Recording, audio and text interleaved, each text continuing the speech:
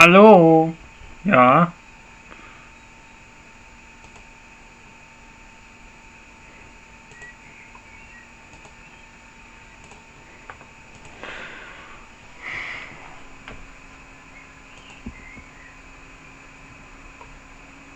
wie ihr sehen könnt, bin ich jetzt live. Guck mal, den Livestream gucken wir uns an.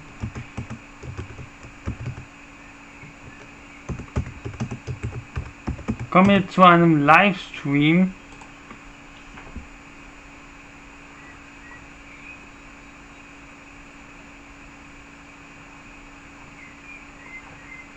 Äh,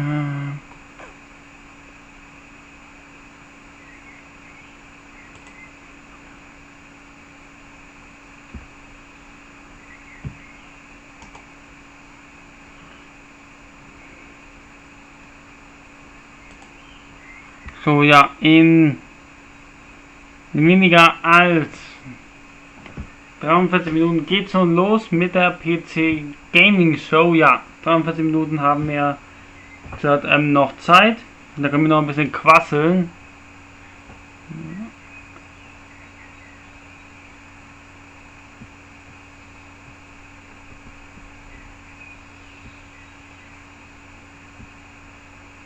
Ja, weil, tja, das dauert noch ein bisschen, bis es dann alles läuft.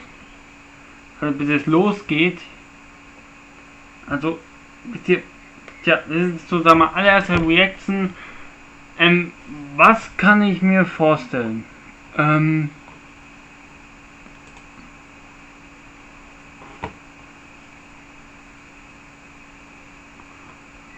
Vielleicht, dass da vielleicht neue PCs angekündigt werden. Vielleicht so mit PC auch PC-Spiele angekündigt werden.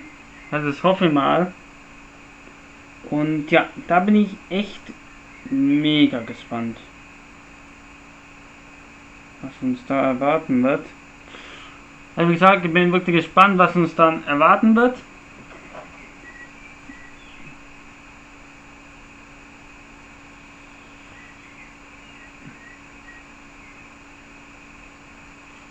Ja, ich habe den Livestream gerade erst angefangen, kam gerade erst heim und dachte mir, ja gut, wir haben jetzt E3, E3. Da dachte ich, komm, wie wäre es da einen Livestream zu machen. Nur von der Live Gaming Show vom PC.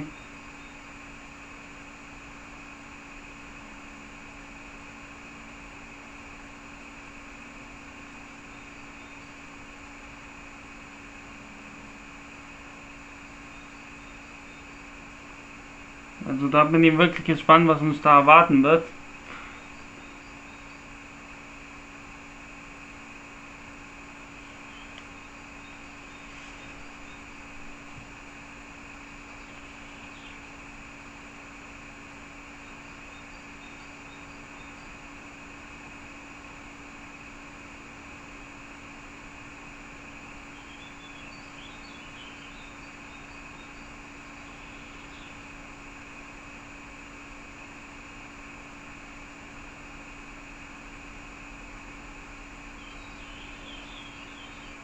Also da bin ich wirklich gespannt. Vielleicht neue PCs oder vielleicht neue Hardware, neue Grafikkarten. Ja, das kann ich mir gut vorstellen, dass das vielleicht angekündigt wird. Also ich bin gespannt, ja, was uns da erwarten wird. Denn ich bin so heiß drauf. Es ist da meine allererste Reaction zu diesem.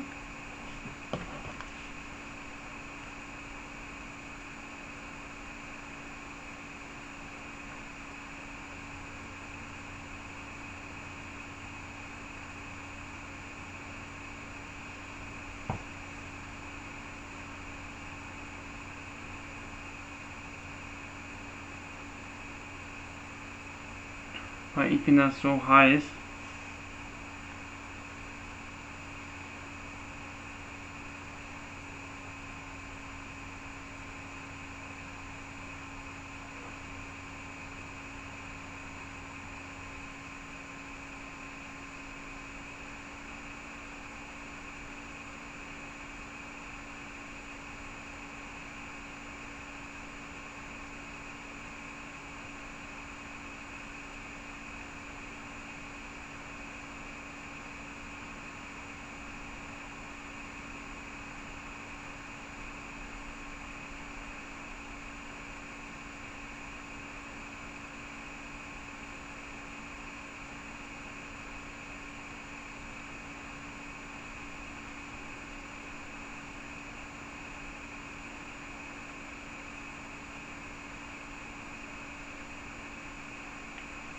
Also da bin ich echt gespannt.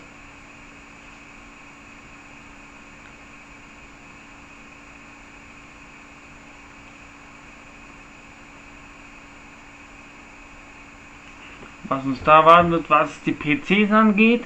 Ja, da bin ich auch echt gespannt. Beginnt erst in... Also klar, wir quatschen hier gerade irgendwie im Brei herum. Ja. So. Und ich bin wirklich gespannt, ja, was uns erwarten wird. Was für Spiele, was für Games angekündigt werden. Ja, da bin ich echt gespannt.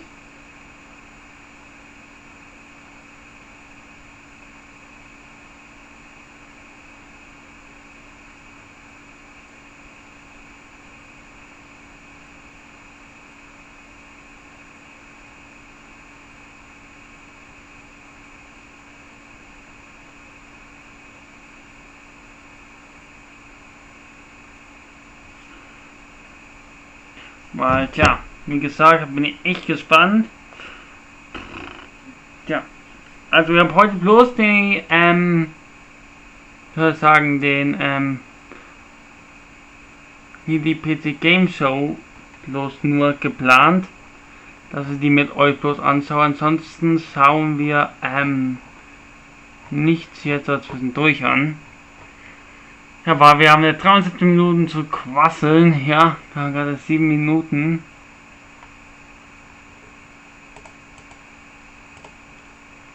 Guck selber mal.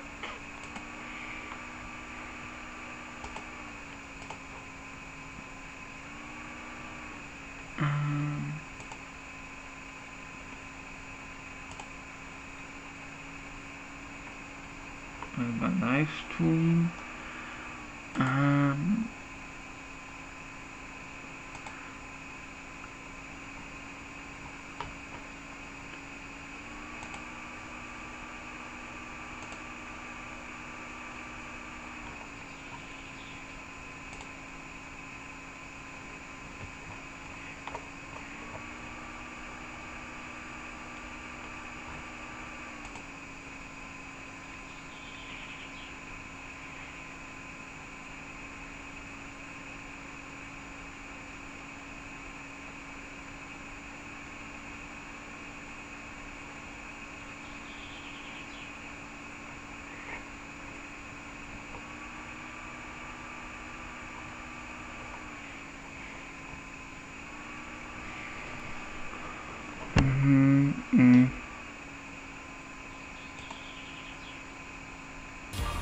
Und einige stelle ich mir so.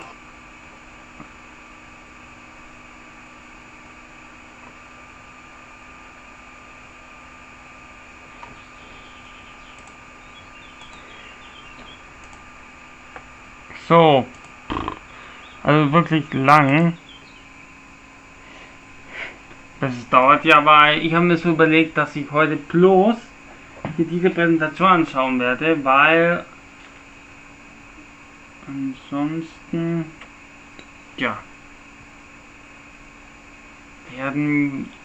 ansonsten geht es dann ganz normal, also nach dieser Präsentation,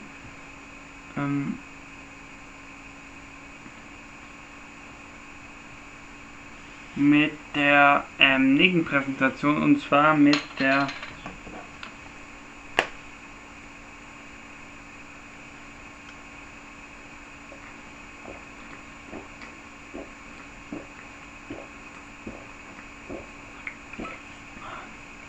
werde mir dann mit dem das ist ja ganz klar die Nintendo-Präsentation, die wird ja am Dienstag kommen, da werde ich auch live dabei sein.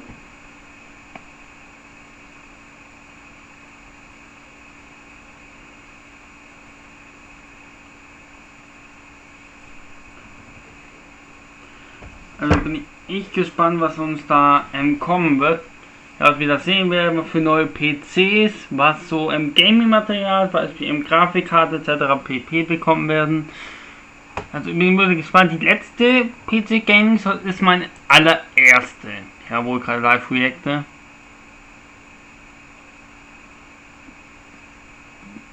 Mhm. Also, da könnt ihr gerne mal zuschauen, ja, wenn ihr Zeit habt.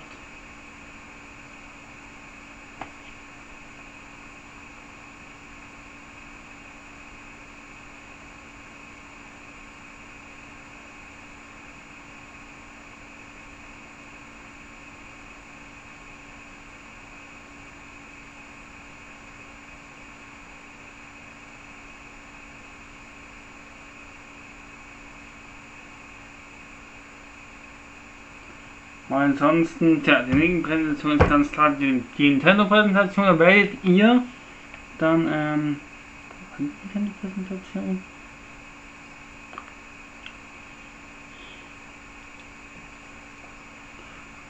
Am 11.06., das ist dann morgen, werdet ihr dann nochmal einen Livestream sehen. Ansonsten werden wir, also wir wissen ja, dann wird es noch Limited One Games, dazu wird es auch einen Livestream geben. Die werde ich mir leider nicht anschauen, weil das ist in einer genau eine Uhrzeit, wo ich leider nicht kann. Also ich kann nicht abends um 21 Uhr aufbleiben, ich habe ein bisschen Ferien, aber trotzdem kann zwar länger aufbleiben, aber ich möchte nicht die Limited One Games dann gleichzeitig streamen. Ich habe vor, jetzt die PC Game Show zu streamen. Ja, das ist die einzige. Und dann noch die Nintendo Direct.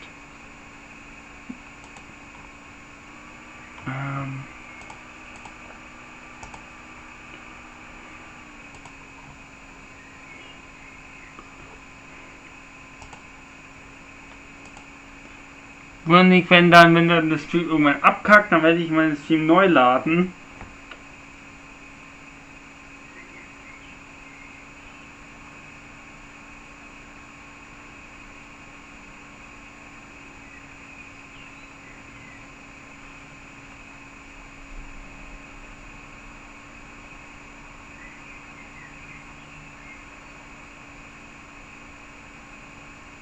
So.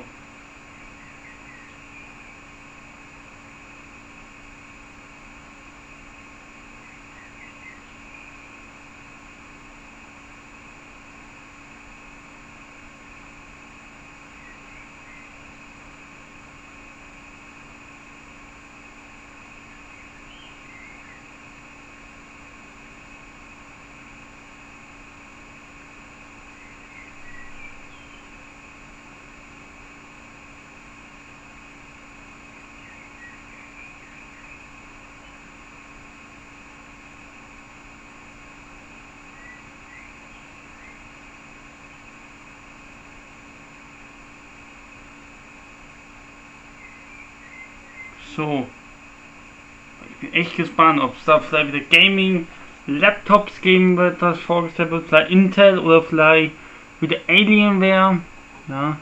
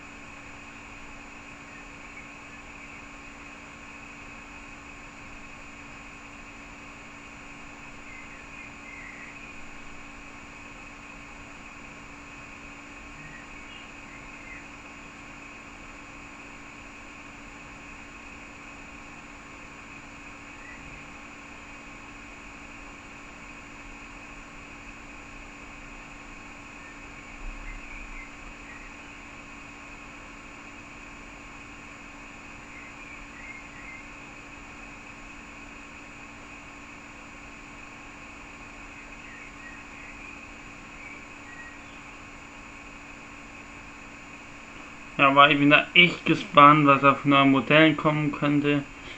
Wie so vorstellen, da ein Intel kommen könnte. Also, das kann ich mir wirklich vorstellen. Weil, Leute, ich finde es wirklich krass.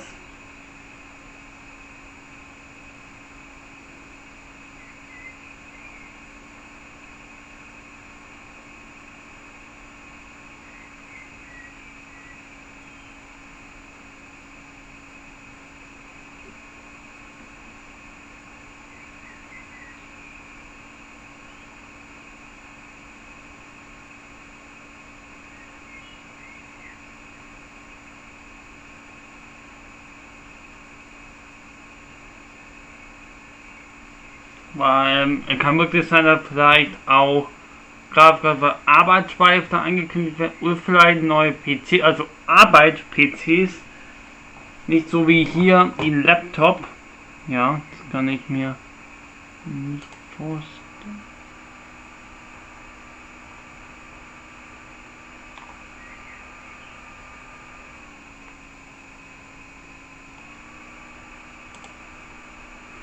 Also ich hoffe mal.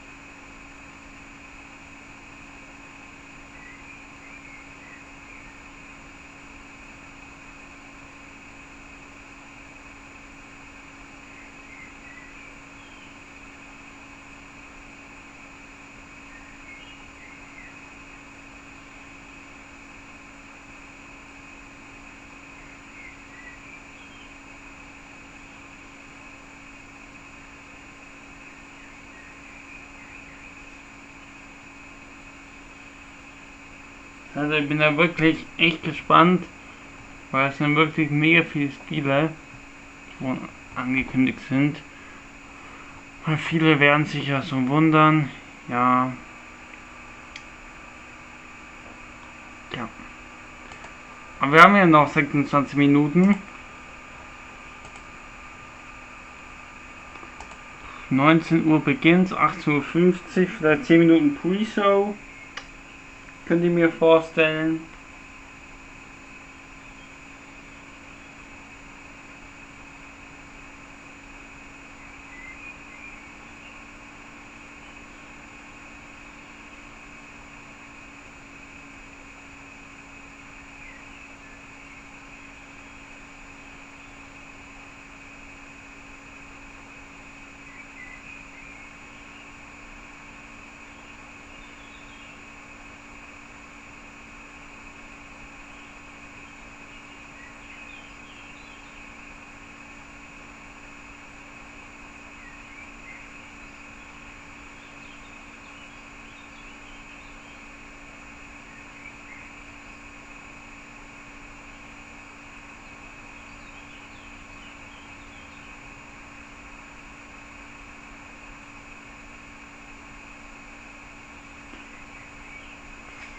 Also bin da wirklich echt gespannt.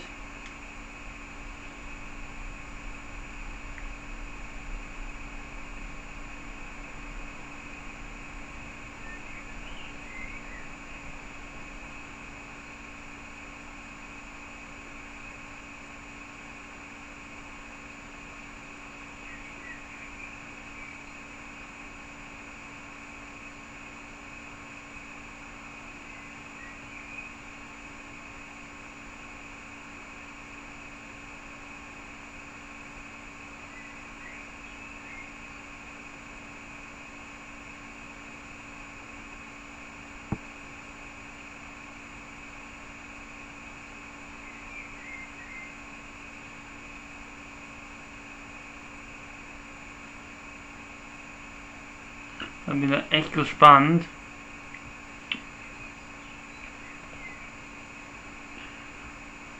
Wir haben noch 24 Minuten. Also bin wirklich gespannt, was da. Vielleicht wird es da neue Kabeln geben, aber ich bin gespannt, was da angekündigt wird. So. Guck mal auf meinen Kanal.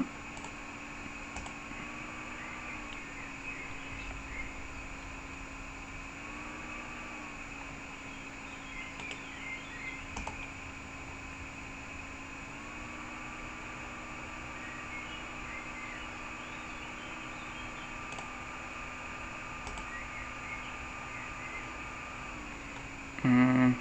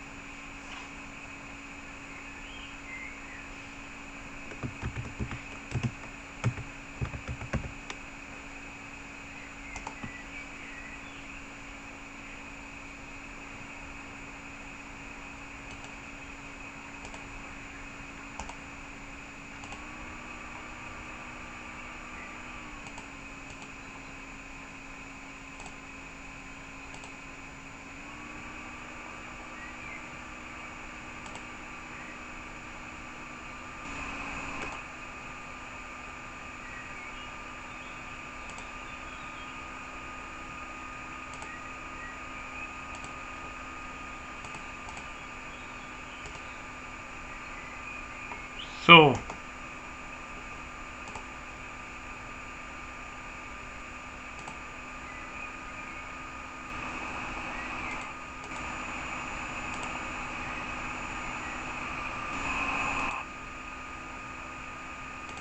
Hallo.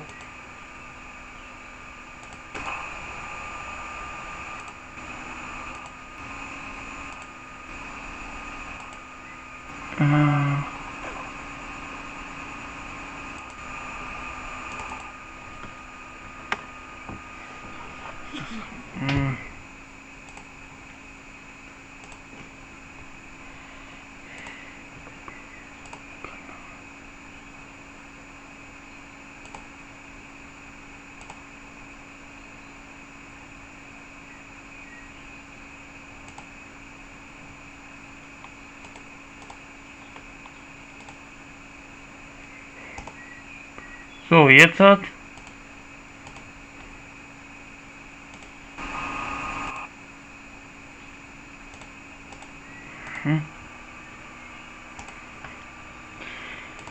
Muss kurz was schauen.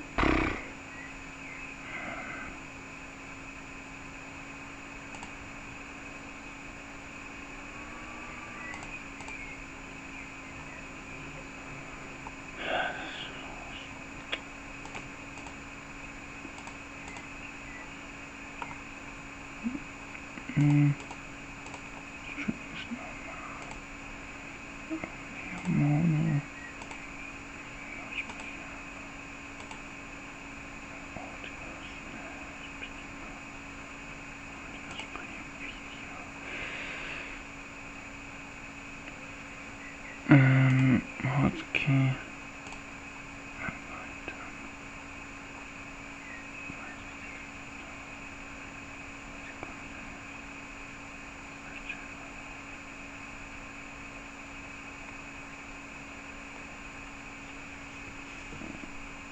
Du musst kurz was anschauen. Moment mal kurz was.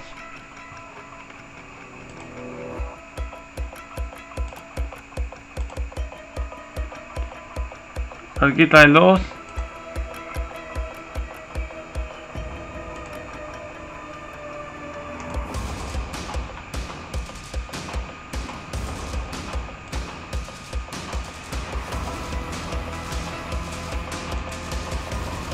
So, übrigens, Bank. Ich schaue kurz mal nach, was da los ist.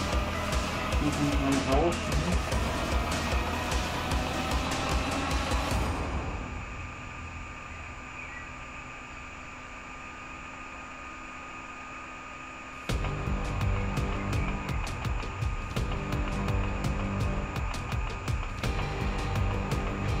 Hört ihr mich? Hört ihr mich?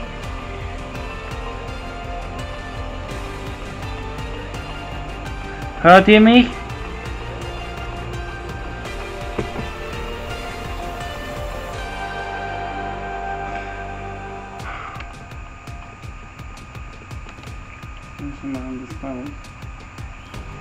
Hört ihr mich? Hört ihr mich? Jetzt funktioniert alles wieder. So, jetzt hat. Ich bin gespannt.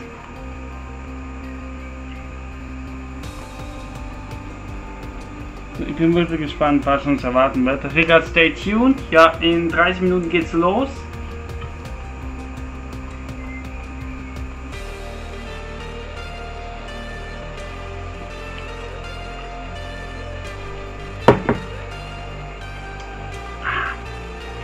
So, genau was gerade los war.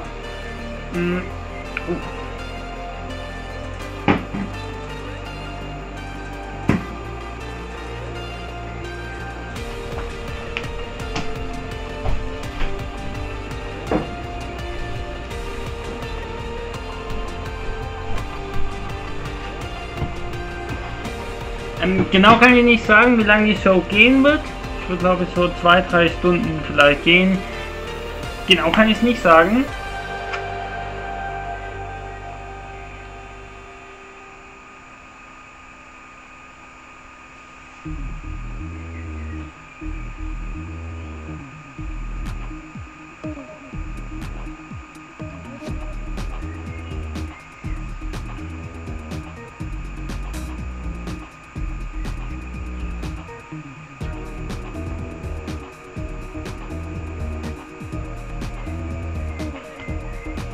Weil ich bin echt gespannt, was uns da erwarten wird.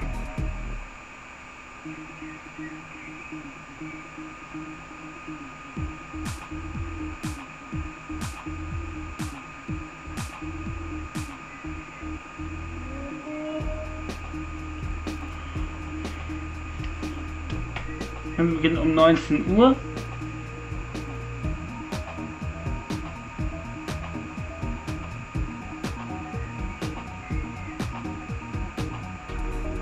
Ich meine die offizielle Show, weiß ich ja, stay tuned. Also wie gesagt, ich hoffe mal, dass wir was bekommen. Ja, was uns dann erwarten wird.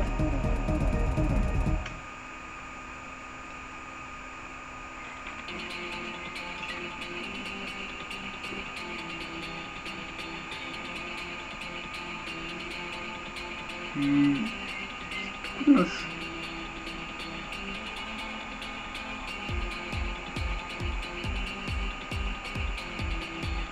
die Pressekonferenzen.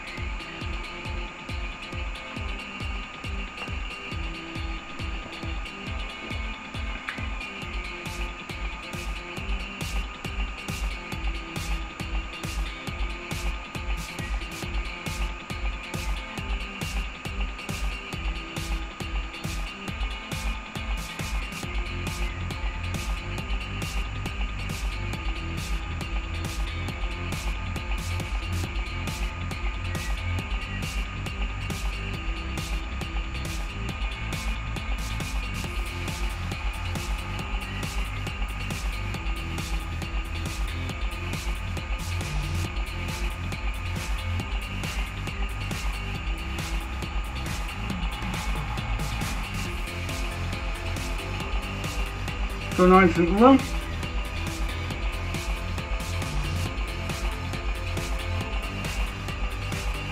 Ja, heute beginnt es.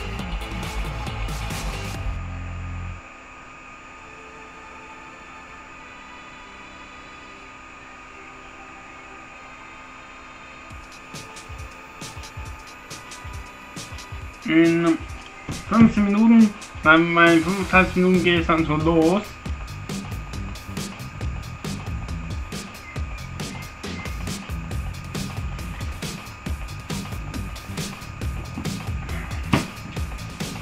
Ich weiß nicht genau, wie lange das geht.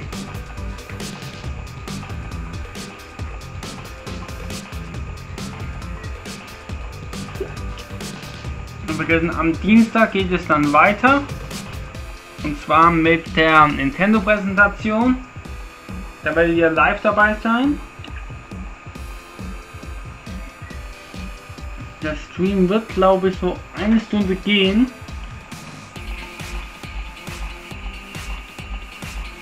Ja, eine Stunde wird es, glaube ich, dann gehen.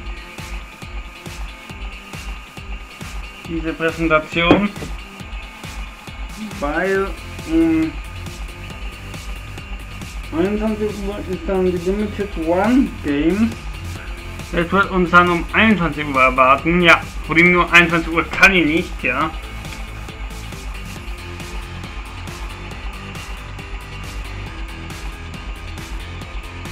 Powered by Epic Game Store.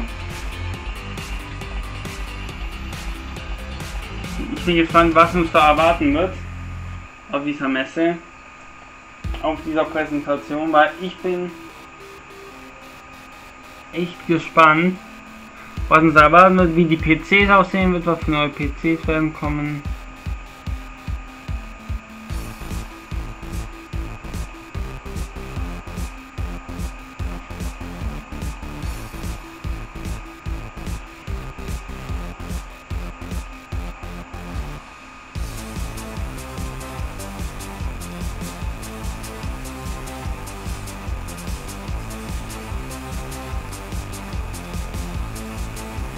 Cloud-Präsentation.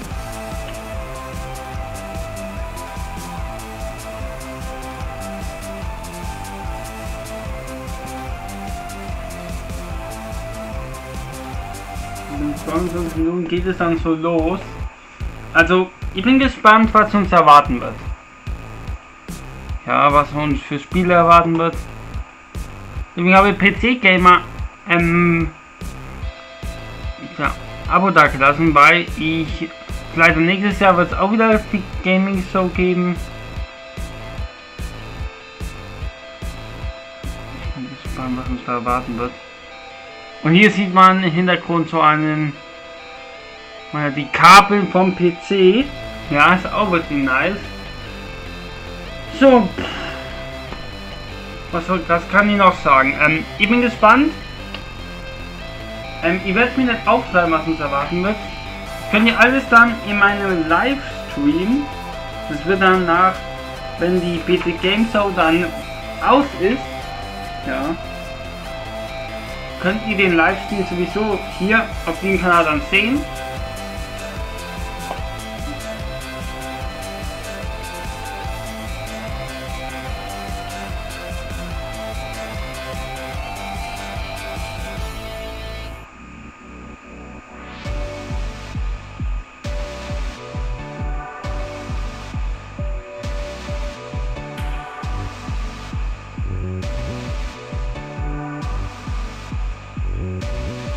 Das dann abbricht, weil sonst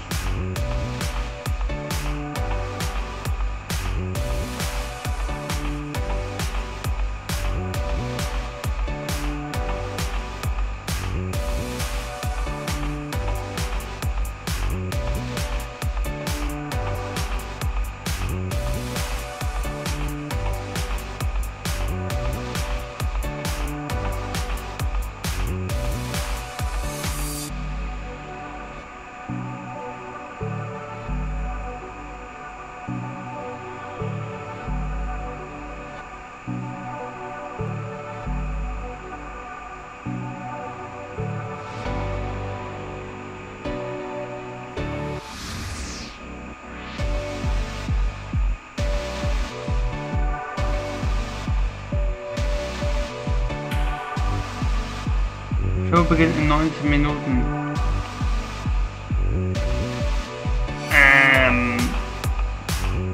Okay, da kann man ein Quiz machen, mache ich nicht. Wie gesagt, in 19 Minuten beginnt es.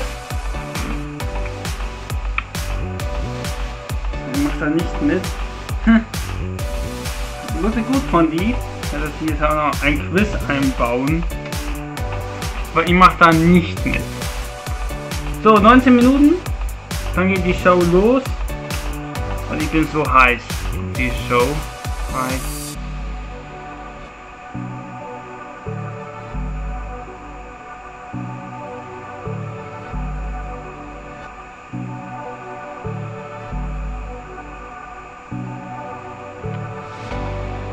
ist ein Teaser auf Skyrim?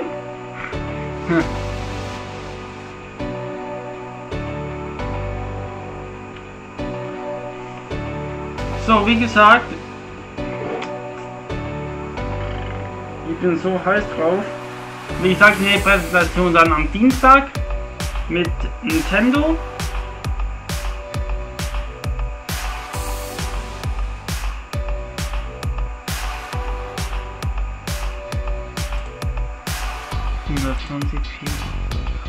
Ne, 1080, nee, ich glaube bei 720p. Das ist mir eher. Wir vergessen, ich habe auch noch geplant, auch nachdem ich die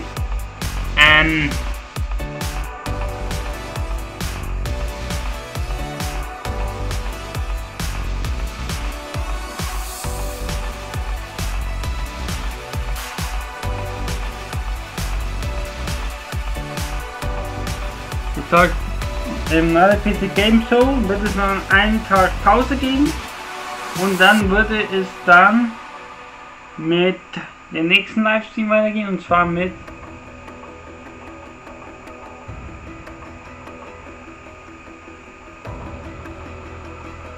was wird das nochmal weitergehen?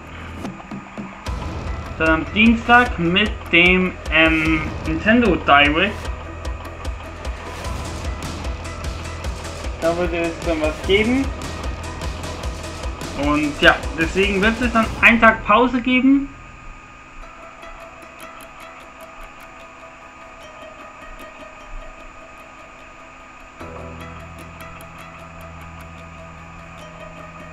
E3 2019. Sieht man mal ein Live-Reaction, was gerade läuft.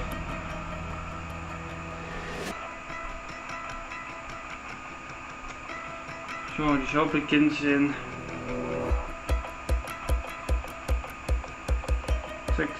16 Minuten.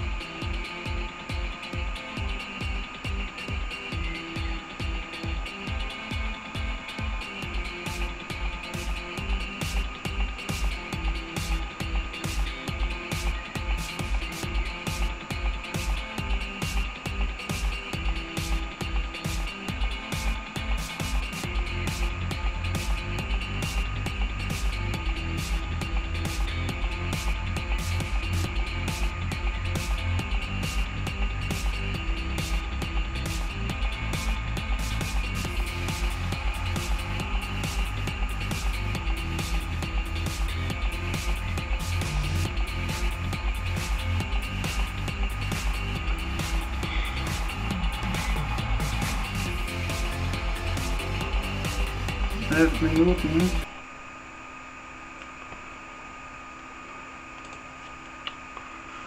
Nice.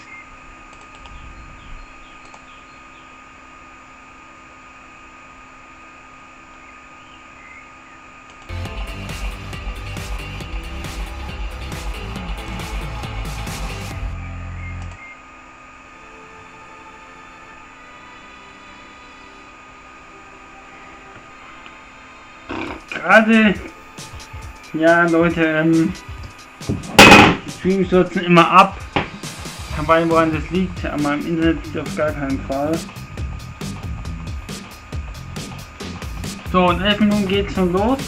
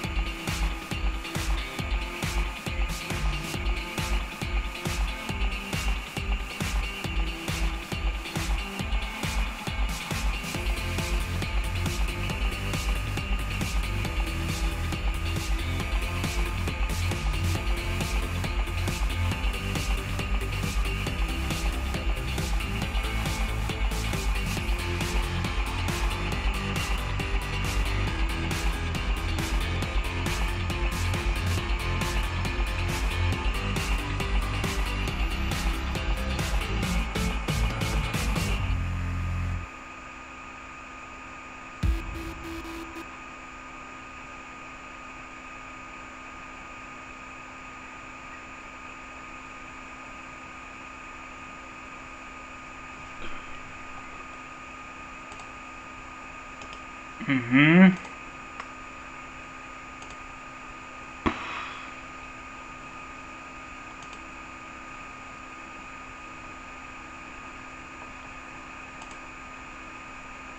Ich bin mit dem Internet verbunden, ja.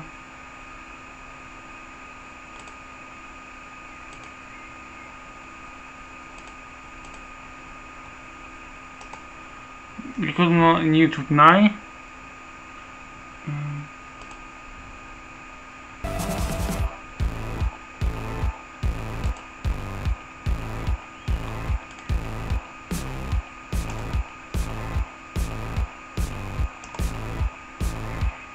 So.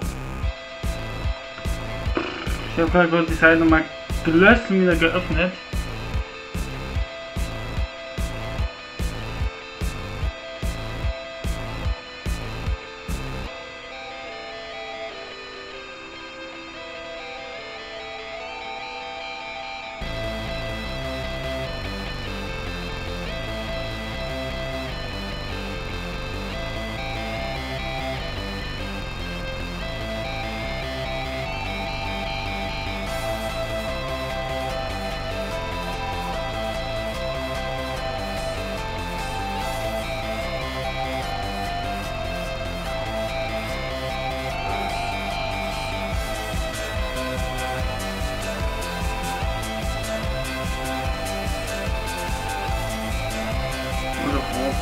Also ich kenne mich mit der World of Warcraft halt damit so gut aus.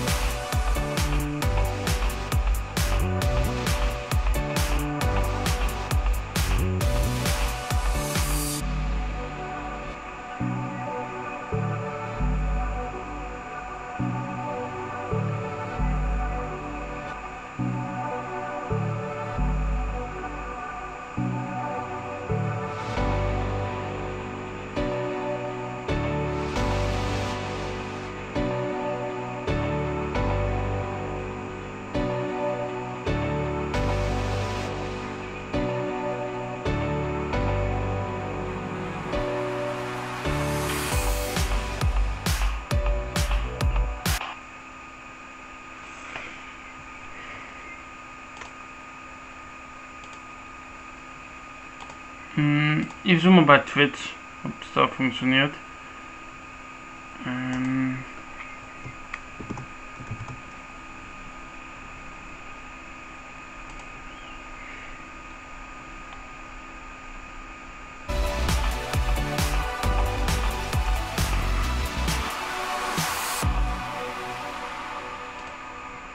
Na dann streame ich bei PC Gaming. Einmal auf Twitch. Ja, schon mal, ich mache es auf Twitch jetzt halt. Leute, ich streame jetzt auf Twitch. Ja, weil YouTube funktioniert gerade nicht. Ich habe sowieso gerade meinen Livestream gerade.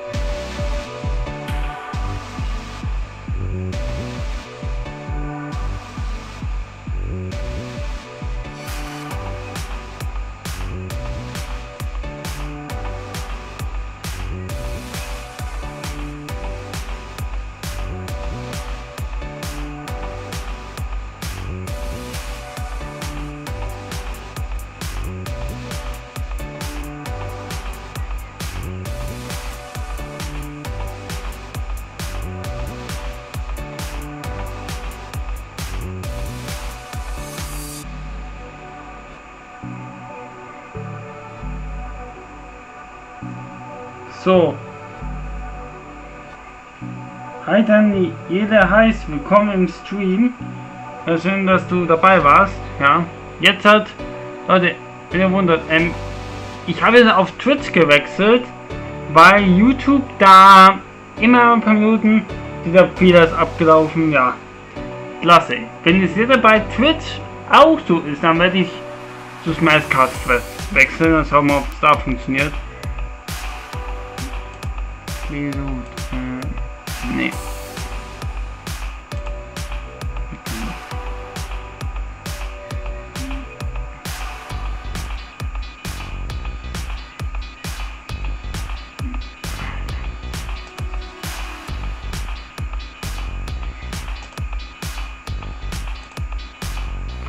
So, 13 Minuten geht's los.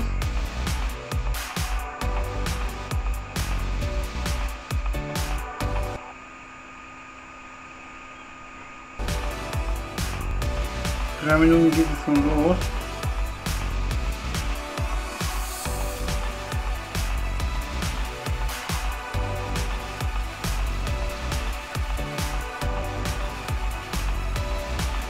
Ich bin gespannt.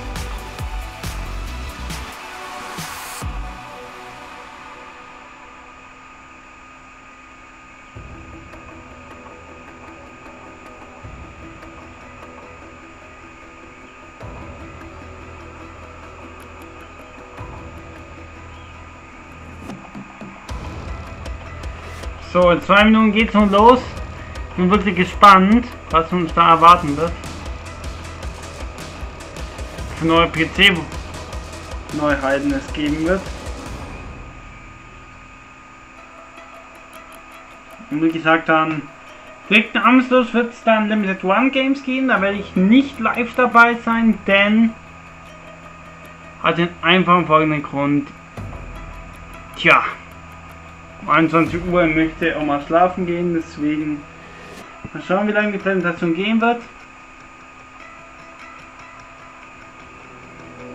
Und dann hauptsächlich die nächste Präsentation, die wo es geben wird, ist dann der kommende Dienstag.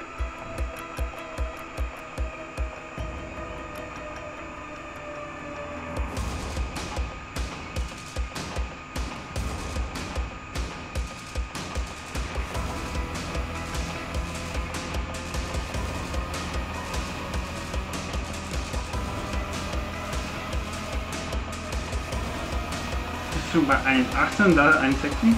What?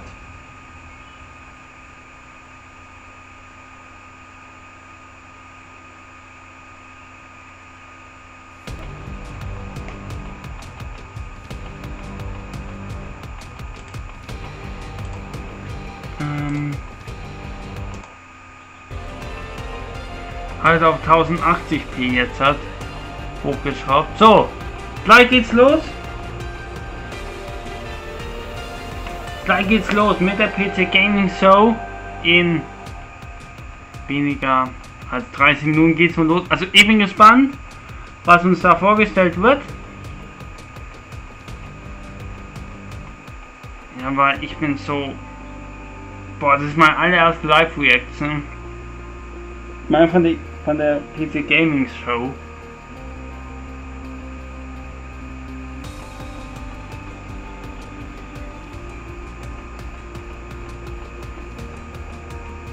Here we go. Gleich ist 19 Uhr. Es ist 19 Uhr und los geht's mit der Show.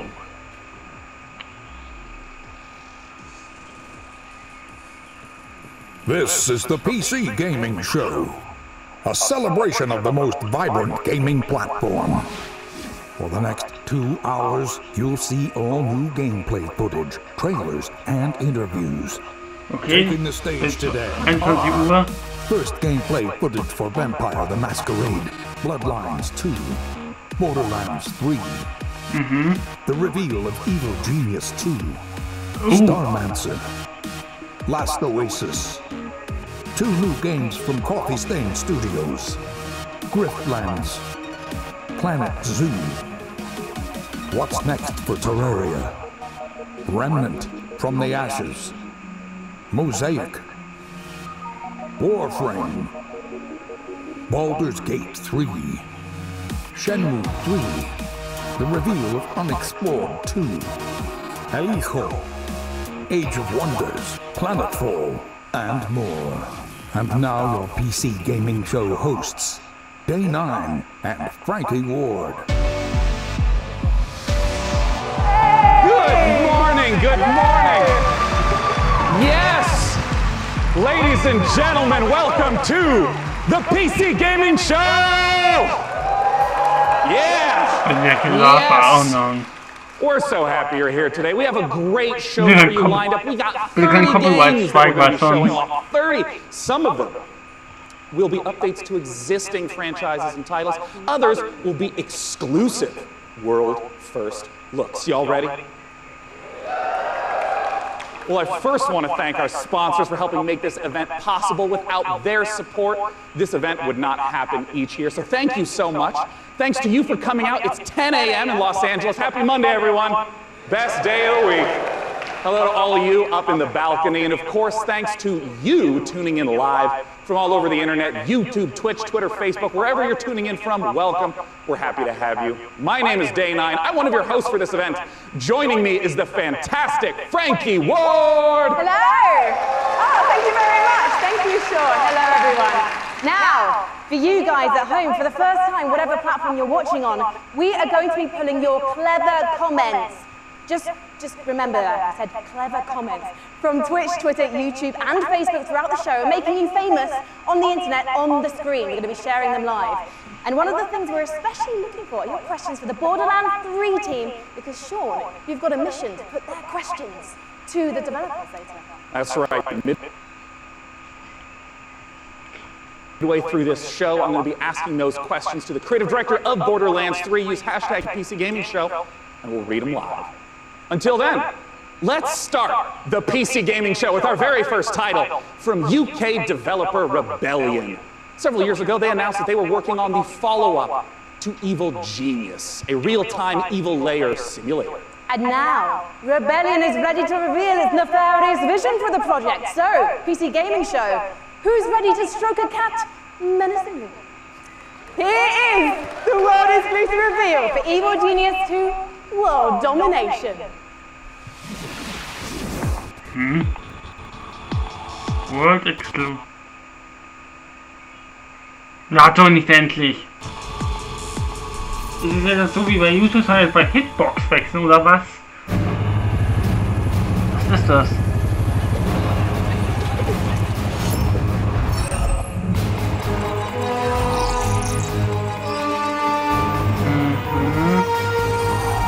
Was wird denn da gebaut?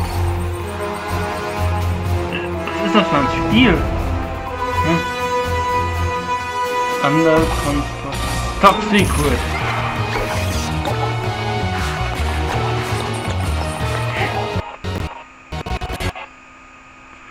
Alter, soll ich das ganz wieder runterschrauben? Sehen wir das 20 gehen.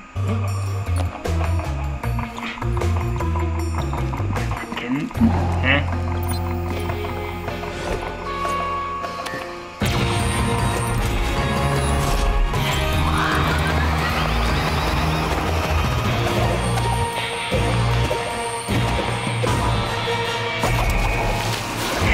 Haifischbecken.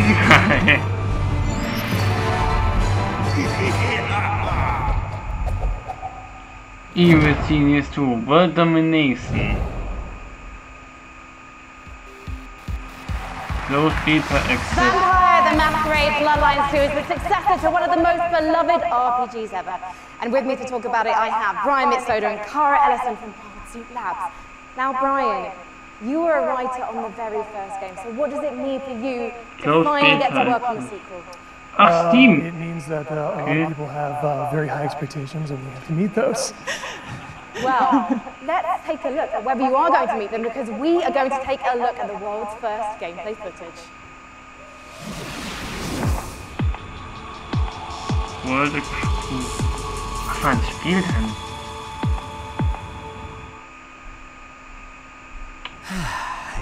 Guess I have to be the one to tell you. You're dead.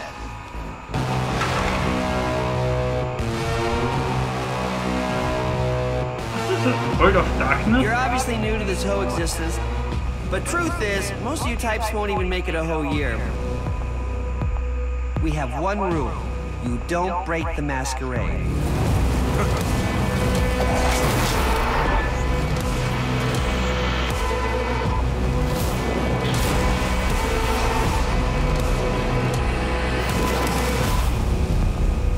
The city. We're all fighting over scraps here. Welcome to the first day of the rest of your death. Having fun yet? Vampire the Masquerade Bloodlines 2 Boah, die Reihe kenne ich nicht. World of Darkness. Coming as a Quartet für 20 Pre-Order now. Guys, what does it mean to be a vampire in this world? So in the Empire, what it is, it's kind of a darker version of our world, and the vampires kind of need to keep their presence secret from humanity. So the vampires are kind of staying hidden in the shadows while also needing to feed on human beings and kind of manipulating us in order to get blood. We're talking about feeding on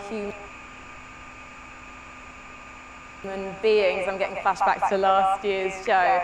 Cara, it's not just a case though of sucking blood and filling up your health meter, is it? Actually, different types of blood do different things. I saw voting open now. The resonance system, which means that essentially vampires can kind of like see the emotional resonance of human beings, like fear or desire, and then they can feed on those people to like feel the same things as human beings do, to feel more kind of alive.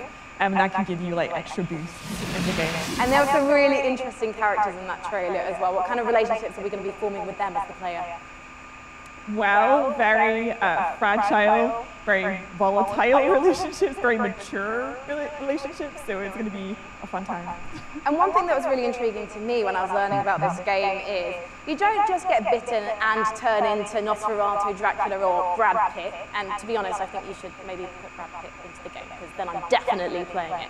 You actually have to adjust to your environment to becoming a vampire. That's right. So essentially, in the game, when you were made as a vampire, sort of very young vampire, a lot of other vampires are made at the same time in this thing called the Mass Embrace. And that means that essentially they're having a less lucky time than you in the world. You're having a relatively good time compared to them because they don't know what they're doing. They're going through vampire puberty on their own, and you might have a family, you might have, say, a wife and children, and you are morally objecting to drinking blood to survive. And so you have a less good time, let's say, than the player is having. So you can find them throughout the world as well.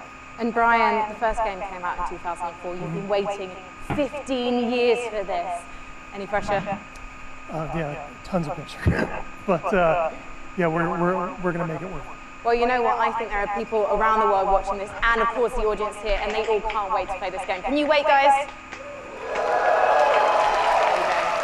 So I think you've convinced everyone here now. When are we going to be able to play the game? We're going Q1 next year. Fantastic. When can we learn more? Bloodlines2.com. Thank you so much, Brian and Cara. Good luck. Give it up, guys. Now, have you ever wanted to play Dwarf Fortress in space? Starmancer is a space station sim from Omnix Games and Chucklefish. After a catastrophe on Earth, humanity has launched a desperate attempt to find refuge among the stars. Your task is to manage a colony capable of sustaining life, crafting components, controlling colonists, and sending out crews to mine asteroids. But when you're living in space, there can be big consequences for even the smallest mistakes. Let's take a look at the brand new gameplay for Starmancer.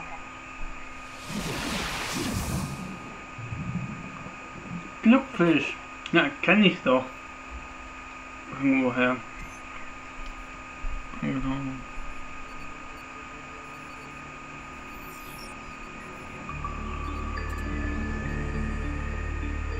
Glitch? Hä? Was ist das? Schockfisch kenne ich ja. Er hat auch ein paar Spiele schon gemacht.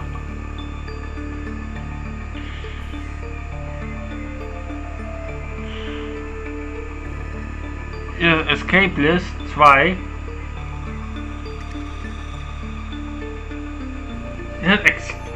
Escapeless. Bis haben wir Escape. Oder nein? Oder?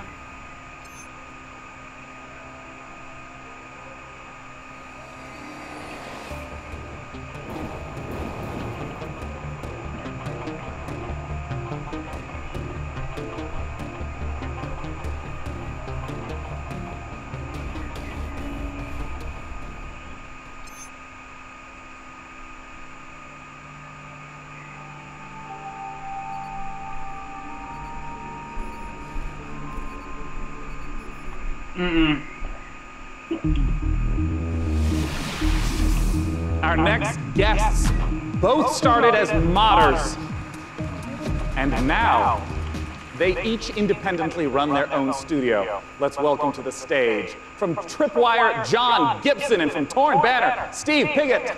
Starman. Hey, Sean. Get beta access. Now I understand. Both of you started as modders, working independently, and running your own studios. Talk me about the collaboration that you started together. Yeah, Steve. So we've known the Torn Banner guys for a long time, even giving them some advice when they were modders, going commercial, helping them not make the mistakes that we made. And we've been friends, and we've always wanted to work together. And now we've sort of formed this independent, former mod team, professional super group to get an awesome game out to fans. Yeah, and for us, this is a dream partnership as well. We've always been really close with Tripwire, and we really respect their games. We see them as one of the few studios that's bringing true innovation to the FPS genre, and that's what we're all about as well. So let's take a look at this upcoming collaboration between Torn Banner and Tripwire.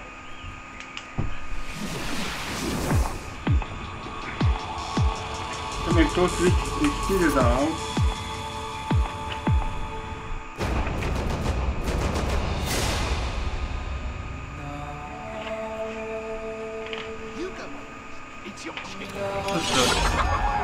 Oh!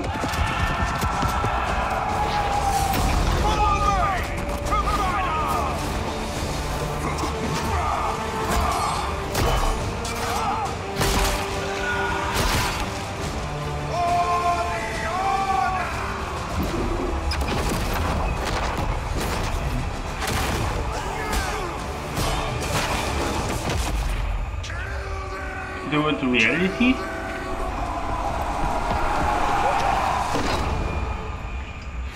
War.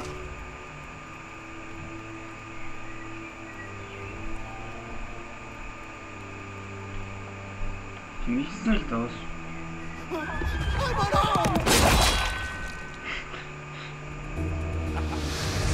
Oh, talk to me about Chivalry 2, Steve. Well, Chivalry 2 is about bringing players into their favorite medieval movie battle scenes. And our flagship game mode, Team Objective, does that by having players complete medieval objectives like sieging castles, raiding villages, and yeah, you're not just going and standing in an area and then a bar fills up. You're, like you said, burning houses, killing peasants, you know, playing as peasants, getting killed. It's really about letting the player experience every iconic moment of the era. And on top of that, this time around, we've increased the player count scale to about 2.5 times what the previous game was, 64 players. And on top of that increased scale, we've added horses, which really allows us to add a lot of drama to the game and bring experiences like the Battle of the Bastards from Game of Thrones. Don't worry, we'll ignore the last season. Just Battle of the Bastards is going to be in the game. Yes. All right, so I want to ask about the swordplay element to Chivalry 2. I mean, I know it's a really critical element. Yeah, and this time around, we've completely revamped. I mean, we really view what we're doing here as bringing a true sequel in every sense. Yeah.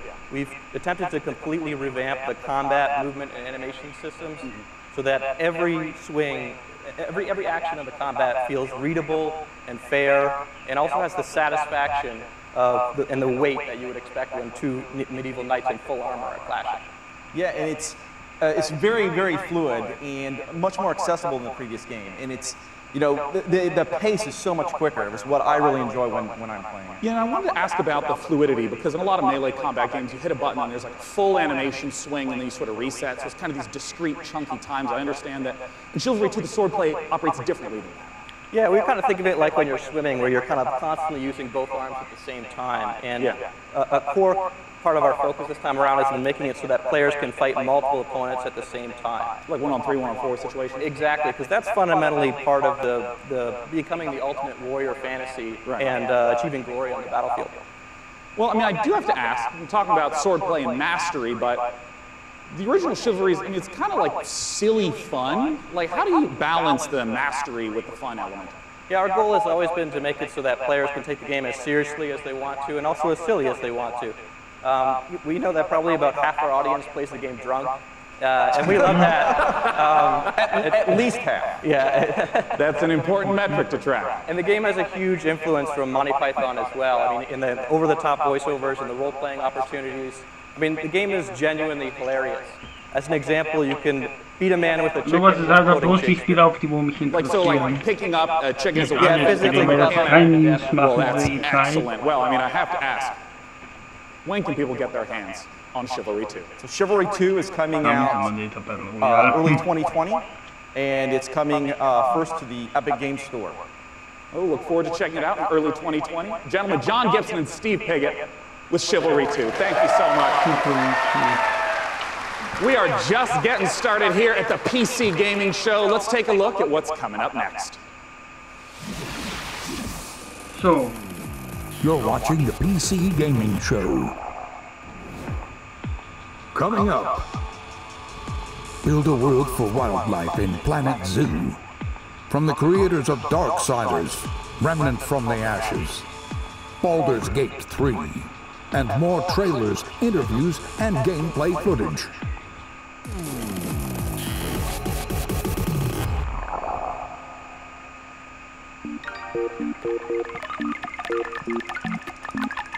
was ist das? Blobs. Blobs.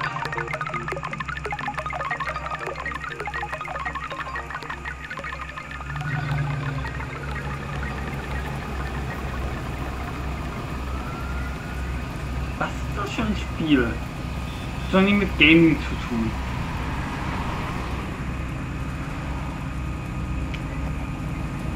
Einfach so das Herumdrücken, Alter. Wisst ihr, wenn viele auf dem Handy dann, auf dem Handy spielen, während man läuft.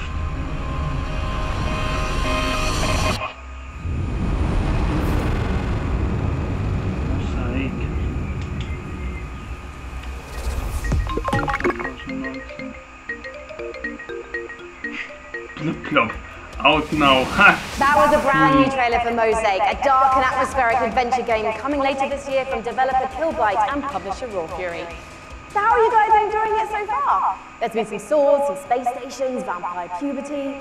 We're listening to your reactions to the PC Gaming Show throughout the entire broadcast, no matter what platform you're watching and ranting on, so keep them coming. Our next game is a ghost-themed multiplayer hide-and-seek game inspired by a popular mod. Charge up your proton packs and get ready for Midnight Ghost Hunt. World Exclusive. Was ist das für ein Spiel? When the night falls, there's only you and me. Huh? When the night falls, you can count on me. Ego-Shooter? Nein. Darling, if you only knew, Müssen die Insekten fangen oder was? it'll make you feel brand new. So just tell me, where are you? I got a big surprise for you.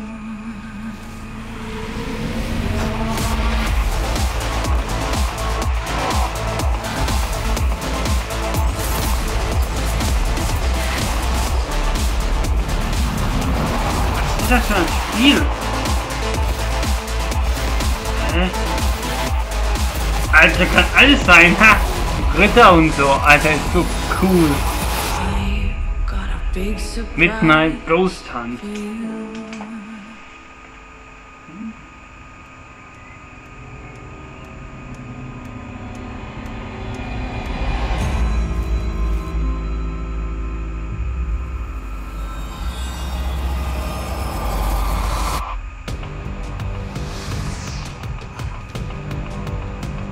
Joining me on the stage to talk about Midnight Ghost Hunt is the dynamic one-man team. Creative director, programmer, designer, it's Sam Malone! Thank you for having me. Der macht alles alleine? Sam, please tell us what is going on in that. what is Midnight Ghost Hunt all about? So Midnight Ghost Hunt is a multiplayer ghost hunting hide-and-seek game. You can play either as ghosts or ghost hunters, like a 4v4 format. I see. The ghosts can hide inside average everyday objects around the haunted house. The goal is to look like harmless furniture, but on the inside, they're not so harmless ghosts as you saw. Yeah, and if I'm understanding correctly, it's not about hiding as a lamp to try to assault and take out a hunter. It's actually, you would do that so that way you can keep running away and continue to hide. Exactly. So the main objective of the ghosts is to try to stay hidden as long as they can until the time runs out, until the clock strikes midnight. Midnight being kind of the hour of the ghosts, basically. They can fight back if they like, but in general, they want to try to hide. But if there's a hunter kind of off by himself, he can quickly just hit him in the back of the head and knock him out real quick, and he has less hunters to deal with at that point. See. Well, what's the identity of the hunters? I mean, we've been seeing furniture flying all over the place. What are the hunters doing? So the hunters, it kind of can be divided into two different segments. The first part of the game is kind of almost like a detective game because they're sort of trying to figure out where the ghosts are hiding because it's not really obvious at first glance. So they've got gadgets like a footprint tracker, they've got like a radar like you saw, to try to narrow down where in the haunted house these ghosts are hiding, basically. As soon as the first ghost is found, though, it starts getting a bit more chaotic. There's ragdolls flying everywhere, and they have that cannon to really try to smash the ghosts into pieces. So those are kind of the two aspects of the ghosts. I see. Well, talk to me a little bit about the inspiration for Midnight Ghost Hunt. I understand it's based on Gary's mod called Prop Hunt. So that's definitely a big inspiration, but the big twist for us is that the props fight back. You saw the furniture, they hurl themselves at you, they knock you out, they send you flying. So it kind of almost becomes like this action hide-and-seek sort of a mashup. You have a reason to be a little bit afraid of the things that you're hunting. So that changes up the dynamic a good amount. And I want to ask about when the clock strikes midnight. We saw the very spooky red color pop up. We didn't see what happens then. What's going on then? So midnight, if even one ghost survives 4 minutes into the match, then you hear this ominous grandfather clock chime across the map. All the lights will actually flicker out. It'll get really dark and scary, and all of the ghosts that were destroyed actually return as vengeful spirits. They're a lot more powerful than before, and they glow a very brilliant red. So at this point, the tables have turned. The hunters are now the hunted, and they just need to try to work together to stay alive long enough for the evac to come, which is another 4 minutes or so. Usually the ghosts win when it gets to midnight. Are you talking like 90% of the time? Like 90, yeah, usually because the ghosts are so overpowered at midnight. The hunters are doing whatever they can to try to prevent midnight from even occurring by destroying all of the ghosts and clearing the house. Well, awesome. When can people get the chance to try out Midnight Ghost Hunt? So we'll be running an alpha event later in the summer. You can sign up at midnightghosthunt.com. I'd also like to give a shout out to our Discord, discord.gg/midnightghosthunt. Later in the summer, we'll be giving out keys on our Discord as well as on our main website. Wonderful. Ladies and gentlemen, Sam Malone from Vaulted Sky Games. For our next title, we got Frankie up in the balcony, and if I understand correctly, Frankie, this is a sequel. You do understand correctly, Sean, yes. It's a big sequel to a small indie game. Unexplored 2 is a procedural adventure, a roguelike that challenges you to fight, to be clever, and to solve its mysteries. Explore a beautiful world, engage with its creatures, and befriend its people. Search for magic lakes and ancient statues until you die. And die again. This is Unexplored 2. World Exclusive. Was ist das nun?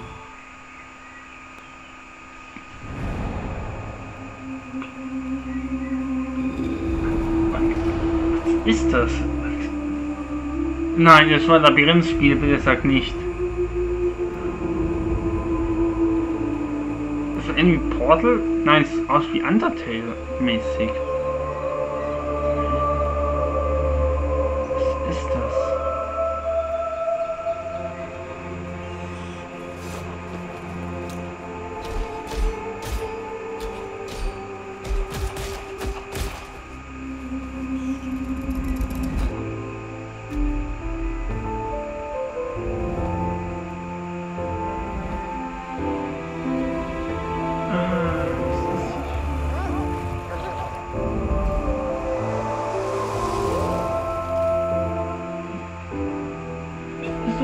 Spiel. Ich sag, mein Laptop wird es sowieso nicht packen, die Spiele, die wo jetzt angekündigt werden. Mein Gaming-Laptop wird es gar nicht packen. Nee. Klar, Team Sonic will ich gar nicht, würde gar nicht packen. Sollte installieren, ruckelt es ja. Aber dieses Spiel wird es auch ruckeln, ja.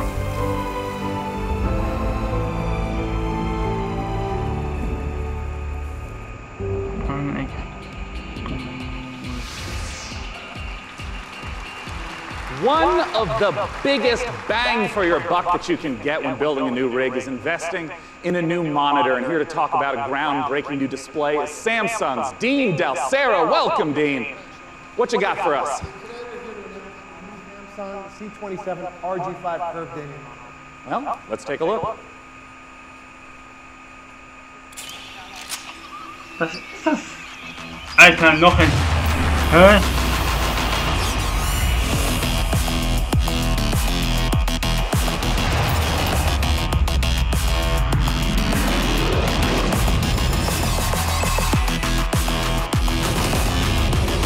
Ist man am PC oder am Bildschirm?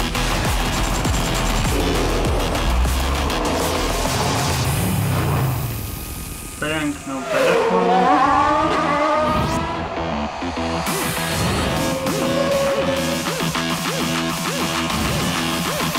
Ist ein neuer PC? Nee, Samsung. Was ist das? Gaming Monitor.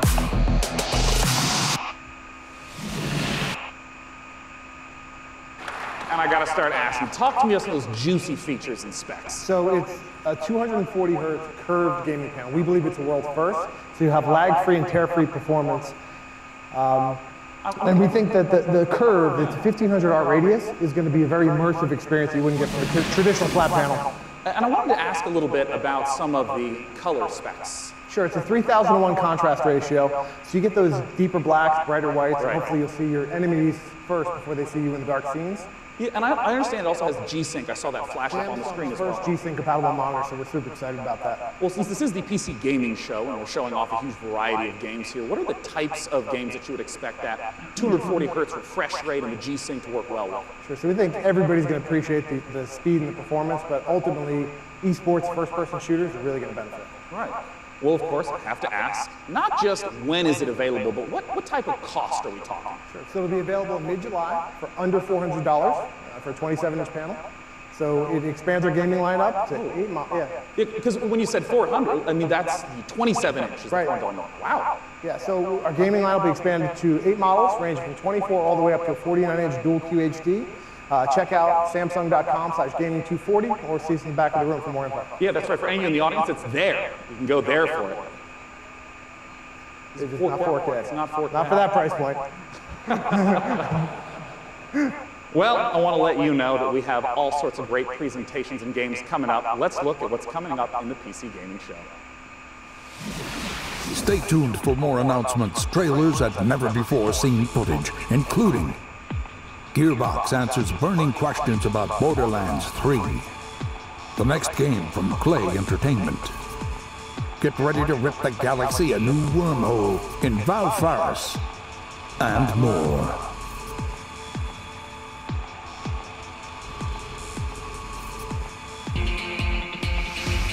And now the PC Gaming Show presents What's Next from Funcom.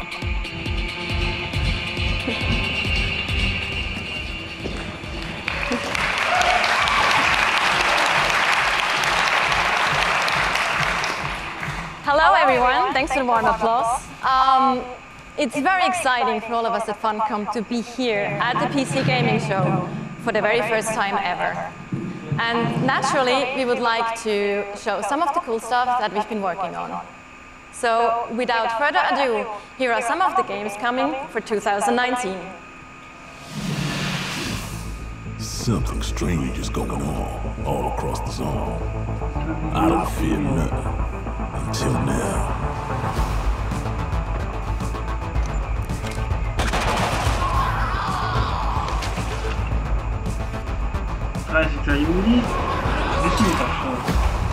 A lot's happened since you've been traveling, Khan. We could use your skills.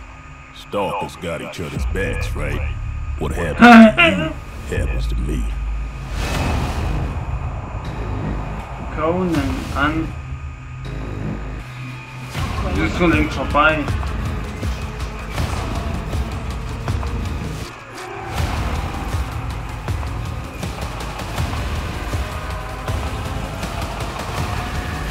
Schon längst erschienen. So 2009. Das wird doch schon längst erschienen.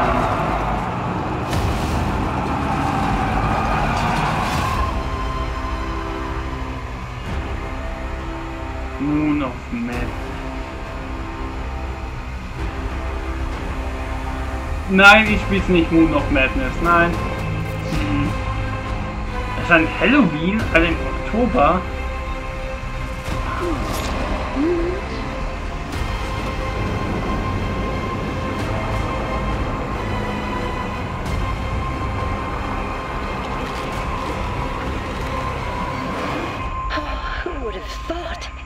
My son, off to fly among the stars. Alter, was ist das nun? Please welcome to the stage, founder and director of Mighty Kingdom, Philip Mays. Okay, was ist denn nun angekündigt? Da bin ich echt gespannt. So yeah, at Funcom we've been doing our own games for over 26 years now. But recently we had the great pleasure to be working with some other very talented developers and help them publish their games. And on that note, I'd like to introduce Phil Mays. He is founder of Mighty Kingdom, a studio out of Australia, who has been working with us on something a little different. Thank you, Natasha. So on April 1st this year, we put out a little trailer for something called Conan Chop Chop. And considering the date, it was perhaps no surprise that people decided that that was an April Fool's joke. So yeah, we have a little surprise for you. Check this out.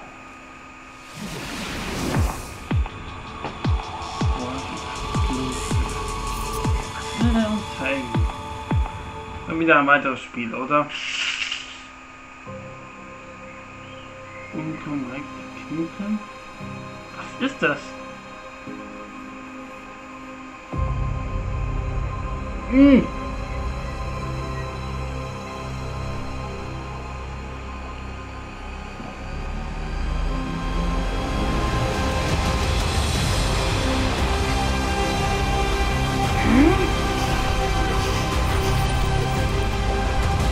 Was erinnert mich das?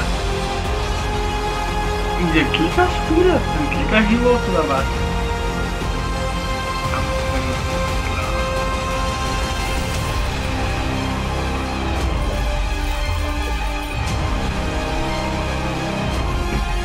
Leute auf Felder.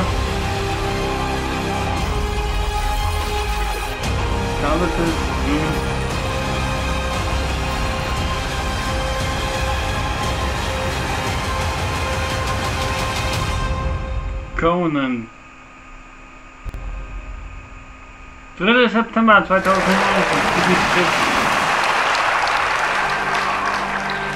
So there you have it, Conan Chop Chop. It's a roguelike action-adventure game. It's very real, and it's coming to PC, Xbox One, PlayStation 4, and Nintendo Switch on September the 3rd this year. It's 2019.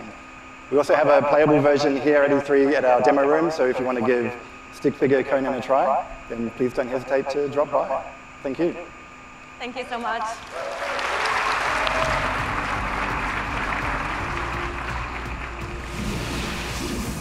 Last Oasis is a nomadic survival game set in a post-apocalyptic future where the Earth has stopped rotating. The last humans need to outrun the blazing sun in massive open-world environments. Good times. But cheer up, sunshine. This is one of the most original-looking multiplayers we've seen, with interesting ideas underneath. A player-driven economy and some truly incredible death machines. Coming to early access on Steam on July 15th, let's take a trip to the Last Oasis.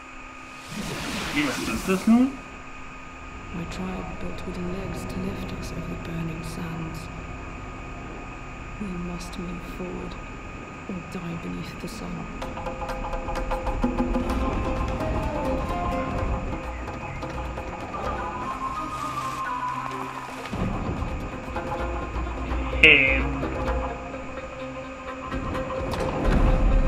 Ich frage.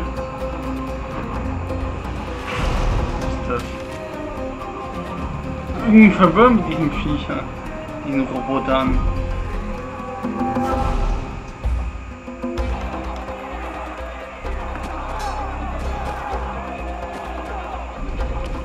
Ist es der Civil War? Nee. Alter, Flugzeug gegen Flugzeug.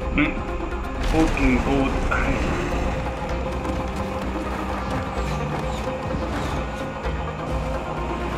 Das haben wir doch am Anfang doch schon gesehen. Also, was ist das?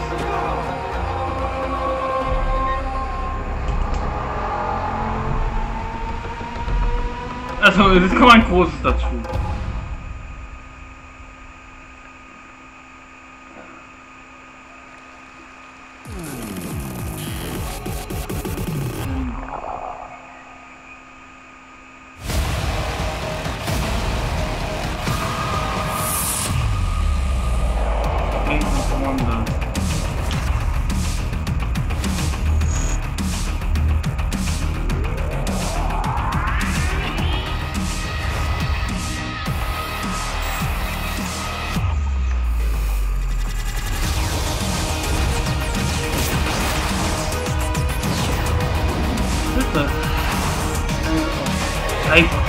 Dinosaurier mit Lasern.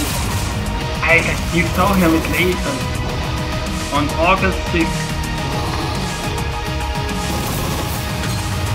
Make? Ja.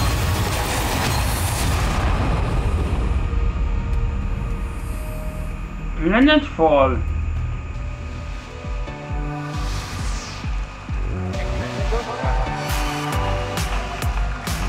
The name of the game is Age of Wonders Planetfall, a 4X strategy game, and joining me on the stage to talk about it is the game director, Leonard Sass, and principal gameplay developer, Tom Bird. Welcome, guys. Good to be here. So, Leonard, just give us the gist of what Age of Wonders Planetfall is all about. Sure. Age of Wonders is a turn-based strategy game where you play as one of the survivors of a shattered galactic empire. At the start of the game, you choose or create your own faction. Yeah. They include the Vanguard Expeditionary Forces, who are in cryosleep when everything went to hell. There's Scavenging Cyborgs, or the Amazon Bioengineers, who ride dinosaurs into battle. You know, I want to ask, because there's a pretty broad range of 4X strategy games, to give a sense of what the gameplay is, I just want to start from the beginning of a game. What happens when you first land on the planet? Well, each race has their own spaceship. The spaceship comes down onto the planet. The planet is where the entire game takes place. And that spaceship will then transform into your capital colony, where your entire empire begins, your sort of attempt to take over the world. Around you, you've got a number of sectors, and each of these sectors has a little story on it, most of them. So maybe you'll find a genetics lab which is still full of horrible mutant creatures, an entertainment complex overrun by horrible robot monsters, a temple with holes in the sky and horrible demons that get you. And I did see in the trailer dinosaurs with lasers, correct? Dinosaurs with lasers. Perfect. Well, cats with lasers. No, sorry, no cats with lasers. I'm so sorry to disappoint all of you. No cats with lasers. You have to settle with dinosaurs. You know, I saw the expansive tech tree show up in the game briefly, and I know that growing resources and tech is a huge part of strategy games. How does that function? Right, so part of these tech trees come from your origin race. They sort of represent the past of where you came from. They include new units, new modules for your units, like jetpacks for your troopers, orbital laser cannons you can launch from space, social doctrines, it's not all about war. And then the second part of your tech tree comes from your secret technology, and that's all about the future of your faction.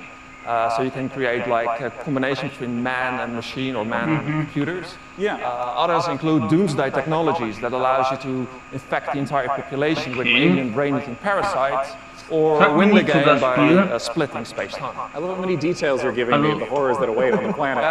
The future is not a Planetfall interessiert mich sowieso nicht, weil some of the combat that we saw in a lot of strategy games, the combat can be very brief. It just shows two armies pinging off each other. But I understand that the tactical layer is quite rich.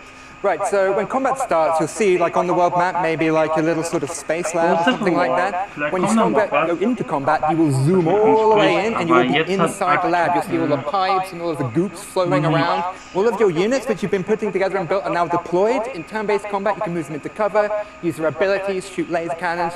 Maybe you've chosen advanced, so you've got like a bunch of space dwarves in little metal suits that dig holes in the ground and shoot from the holes. Maybe you've chosen the Kirko, sort of horrible alien bug monsters. They run forwards and slash people and puke acid on them, that kind of thing. I mean, how long do some of these battles wind up lasting? It depends. A short battle can be maybe 2 or 3 minutes, but at the end of the game, you've got a massive siege with like 20 units on your side, 20 units on their side. You've got orbital cannons blasting holes in the world, and that can maybe take 30 minutes. Well, talk to us about when we can play the game. Okay. The game is due this August 6th. It's going to be available on PC, multiple platforms, consoles, and it's available for pre-order now. Well, lovely. Hey, what's that URL? It's aow-planetfall.com. Well, I'm looking forward to it. It's less than 2 months away. Gentlemen, thanks so much for joining me up on Thank stage. you. Okay, thank you. All right. Bye-bye, guys. Thank you for sharing the horrors of the future. And for our next game, Frankie, I have to ask you, what year is it? Why, the year is 1946, Sean, my dear boy. Europe lies in ruins torn apart by the satanic Plan Z. A brave band of heroes cast the Fuhrer into hell, but little do they know, the nightmare is far from over. Achtung! This is the world-exclusive reveal of the next shooter from the makers of Sniper Elite 4.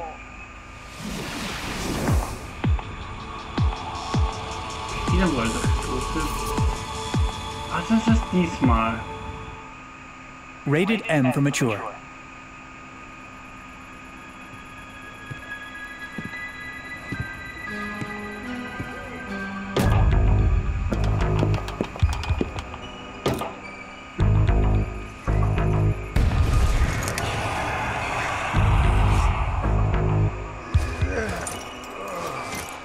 Was ist das? Los mit Zombies.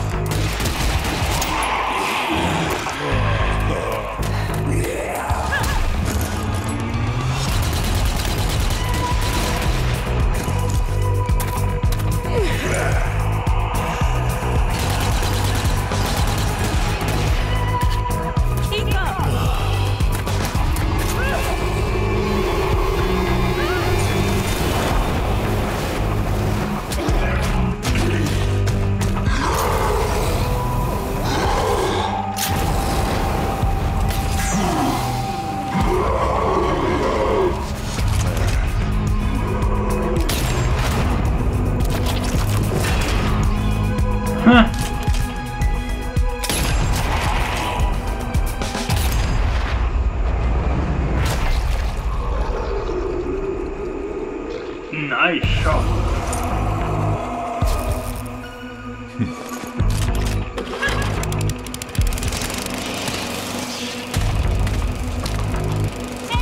Over here! Roger that. Just die. Come on, let's go.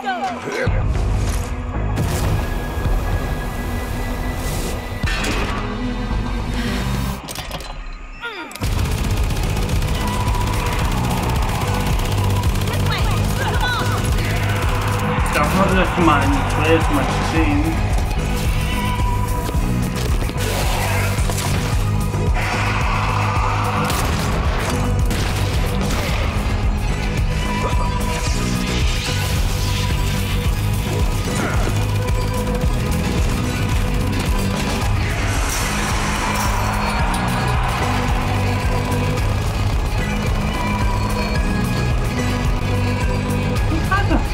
Nochmal.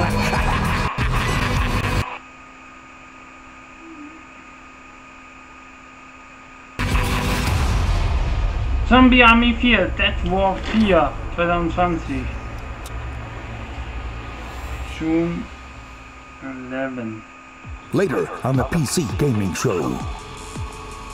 A love letter to classic JRPGs. What's next for Warframe? A surreal noir adventure set before, during, and after the Big Bang. Baldur's Gate 3, and more.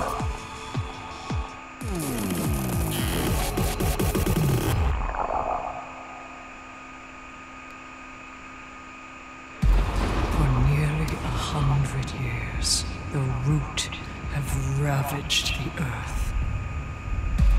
An unending assault without reason. We Haben wir davon nicht gemeint? Trailer angeschaut? hatred that we do not understand. This evil will consume our world and the countless worlds beyond. Unless you rise to meet it. Trial by fury and blood. You seek the source of death itself. Prepare yourselves. They are here.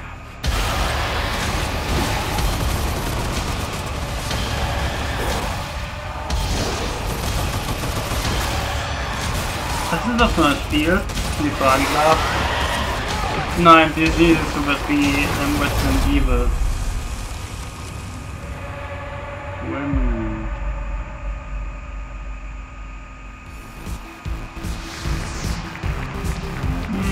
Nee.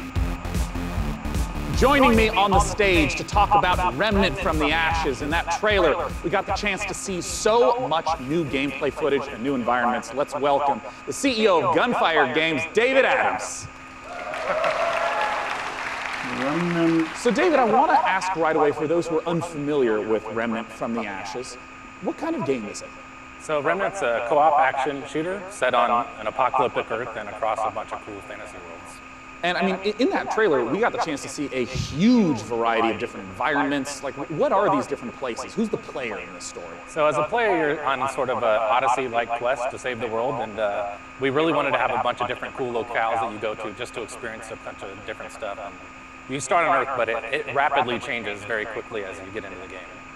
And one thing that we've talked about before is that replayability is a huge focus of the game, that you could play through it 10 times and still be seeing new bosses, new monsters, new locations. How exactly does that work?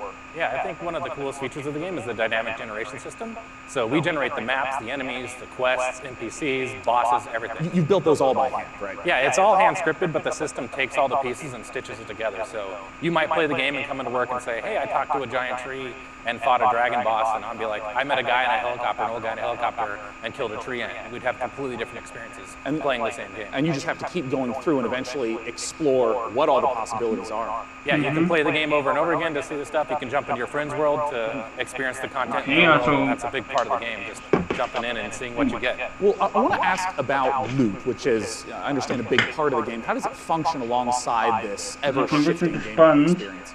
Yeah, the loot in the game is all legendary items, and it's tied into the dynamic generation. So if you fight a boss, or an NPC, or get a cool unique side quest, it generally coincides with a cool unique item. It might be a boss weapon, or a magical item, an armor. So if you play the game and you get all completely different events, you'll have different equipment than I have. And in the trailer, I also saw that there were 3 people walking through these. You mentioned the co-op experience. How does co-op function in the world? So the game's full co-op from beginning to end. You can jump in at any point, and the game's definitely slower paced, more difficult. I mean, you will die a lot in this game, so awesome. There's a huge advantage to bringing your friends to come in there and help you take down bosses or fight off different events or just generally progress through the world. Yeah, well, as a big fan of Bloodborne and Dark Souls, I'm really looking forward to Remnant from the Ashes. What's the release date? Where can people go? It's in PS4, and if you pre-order the game now, you can actually get in early and start playing the game August 16th. Well, awesome. Ladies and gentlemen, David Adams from Gunfire Games. Thanks so much for talking to us about Remnant. And as we mentioned earlier, keep those questions coming. I will be asking on stage the creative director of Borderlands 3 everything you want to know. Doesn't matter what platform you're on, just use hashtag PCGamingShow. And until that time, let's talk about our next title. This one was announced 2 years ago at the PC Gaming Show here. It's a game from Clay Entertainment called Griftlands. It's changed quite a bit in the last 2 years. It's now a deck-building roguelike where you don't just fight, but you also negotiate your way through a broken-down sci-fi world. It's going to be available on the Epic Game Store in one short month on July 11th in alpha. Let's take a look at some of the footage of what you'll be playing.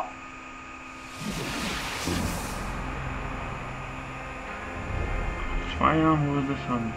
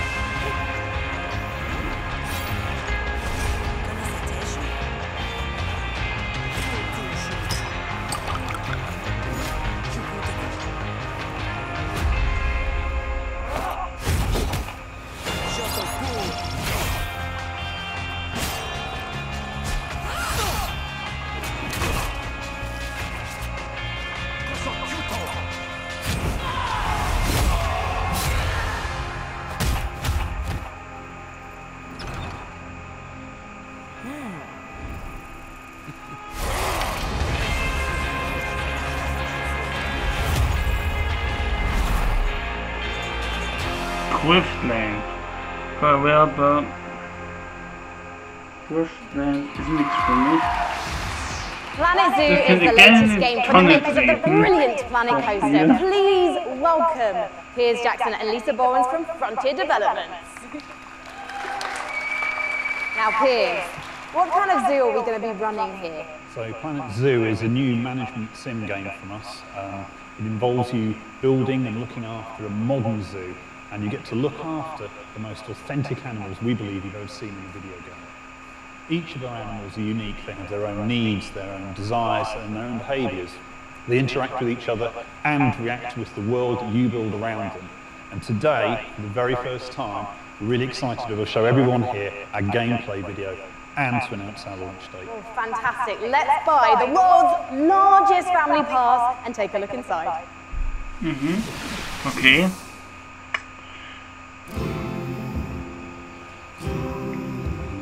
Doch, ist ein anderes Game jetzt.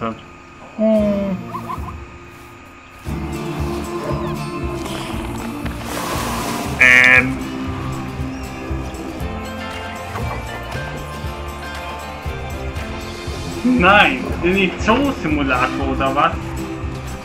Alter, nein, ist kein Zoo-Simulator. Alter, wie wenn das jetzt ein Zoo-Simulator ist, dann... Alter, nee.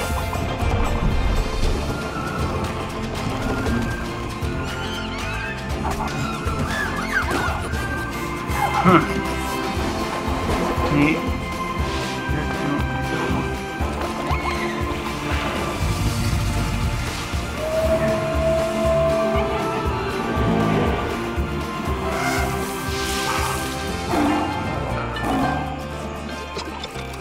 Was ist denn am Planet Zoo? 5. November. Lisa, I love some of the animal shenanigans here. I mean, hippos pooing, adorable baby elements. It's absolutely brilliant. I can't wait to play it. But before we saw the trailer, Piers mentioned this is a modern zoo, but what exactly does that mean? So nowadays when you go to the zoo, you're not just going to see all the lovely, pretty animals. You go there, you want to be, you know, learning about conservation, you want to learn about the research that they're doing, you want to be...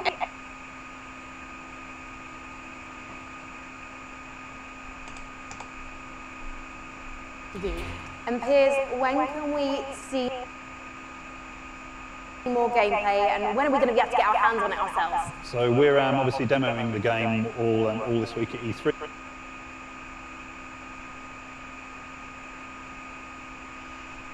But most people aren't going to be able to see that, so we've recorded a presentation. Lisa's done a fantastic voiceover for it, and we'll be releasing that onto Frontier's YouTube channel. That goes live this Friday at 11 AM Pacific time. Well, fantastic. I cannot wait to watch. Thank you so much for joining us. Piers and Lisa, everyone. Next up, we have a very special guest all the way from Japan.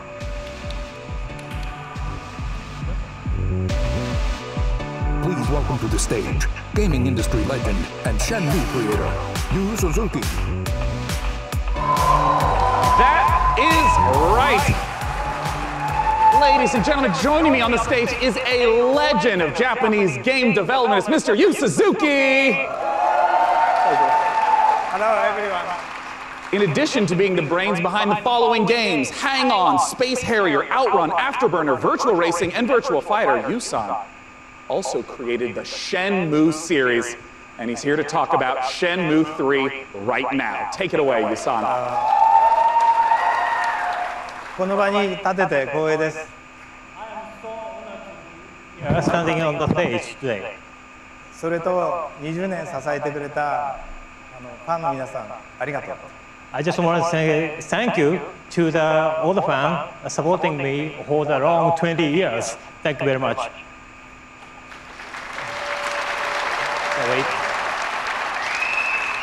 The wait is nearly over. That's right. Let's take a world exclusive look at Shenmue 3.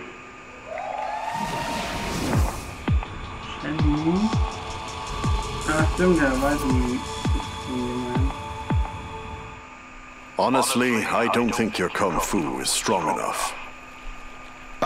Grandmaster,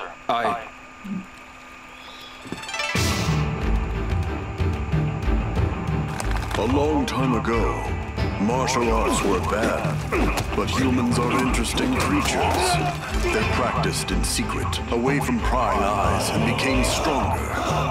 One even practiced atop this very boat. None Trent survived the ban and was passed on this way.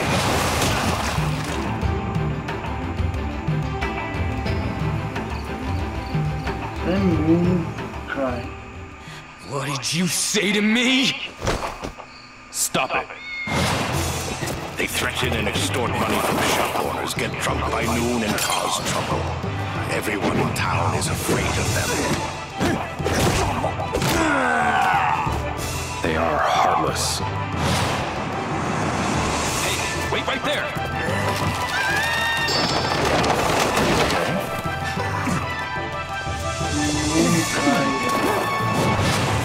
This is him! The Japanese guy who got in our way! You've got some guts to barge in here on your own. Shenmue 3, 19. November. I know so many people have been waiting for Shenmue 3. I would like to once again thank you so much. Thank you, Yusan, for joining us today. Thank you. Cheers. Thank you, everyone. Thank you. Now our next title is near and dear to my childhood heart. It's based upon a game I grew up playing called Heroes of Might and Magic 2. Let's take a look at an upcoming collaboration between Coffee Stain Studios and Lava Potion.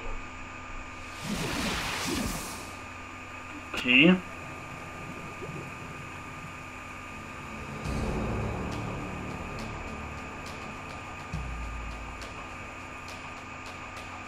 Essence within you exists. We are in dead or in living. It's near and it's far. In human and beasts of the land. It flows through the forest. It breathes in the sand.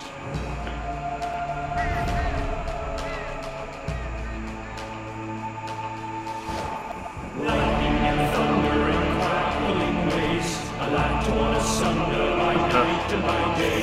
The Empress return with death and decay. To march upon cities with fast and with fame. They gather the wheels and build mighty walls. Resisting, revolting, their armies will fall. So wield all the power of those you command.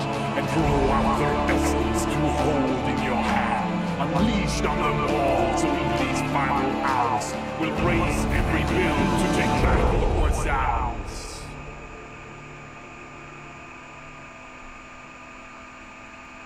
Song of Conquest, that's here, Ventus.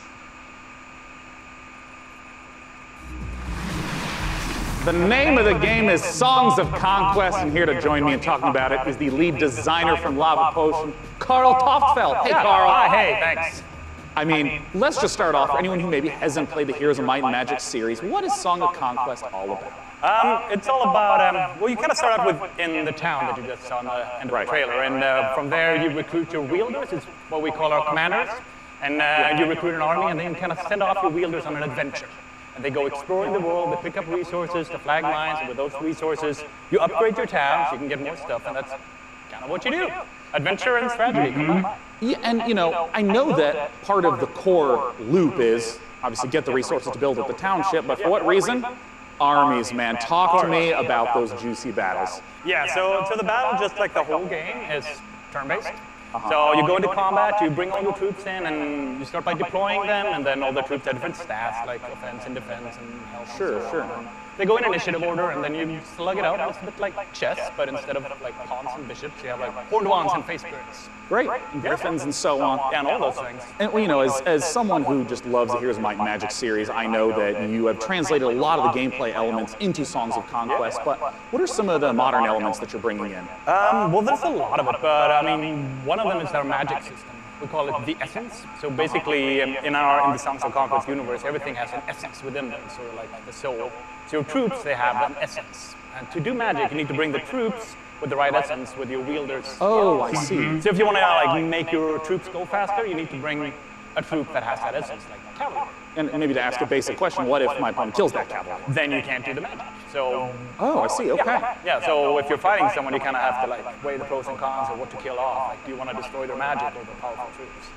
Where can people go to get more information? And as always, when's it coming out? And late 2020. Oh, it's quite a ways off. It's quite a ways off, but you can go to songsofconquest.com and sign up for Alpha, and then you can play earlier. Well, as you know, I'm really looking forward to playing it, Carl. Thanks for joining us. Thank you. Now, our next title is an update to a popular co-op game. Let's see what's in store for Vermintide 2. Okay. Ach, wieder Kriegsorganisationen.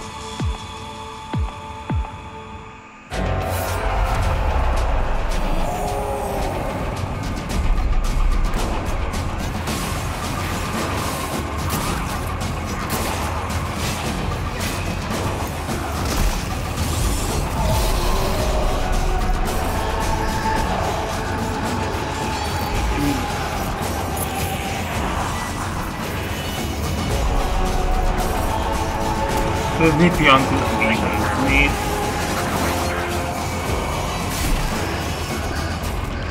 Ähnlich.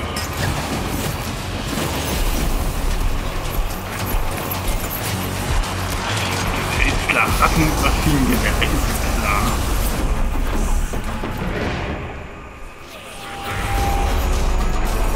Warhammer. Ja, ist das.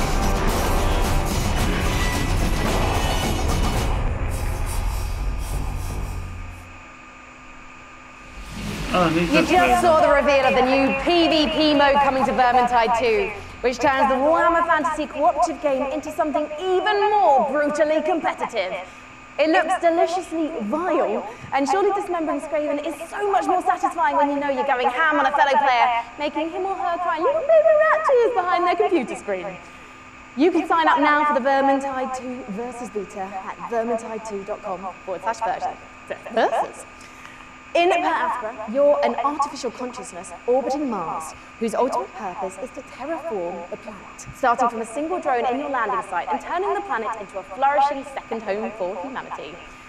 Courtesy of developer Talon Industries and publisher War Fury, here's a first ever look at Per Aspera. As we all know, reaching the Red Planet was not humanity's greatest achievement. Transferring the complexity of the human mind to machines was. So they can succeed where we failed. So they can build us a home on that distant, dusty rock. Today, Amy reaches Mars and begins their mission. Amy, are you with us?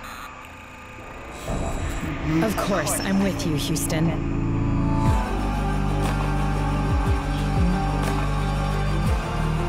Was ist das für ein Spiel?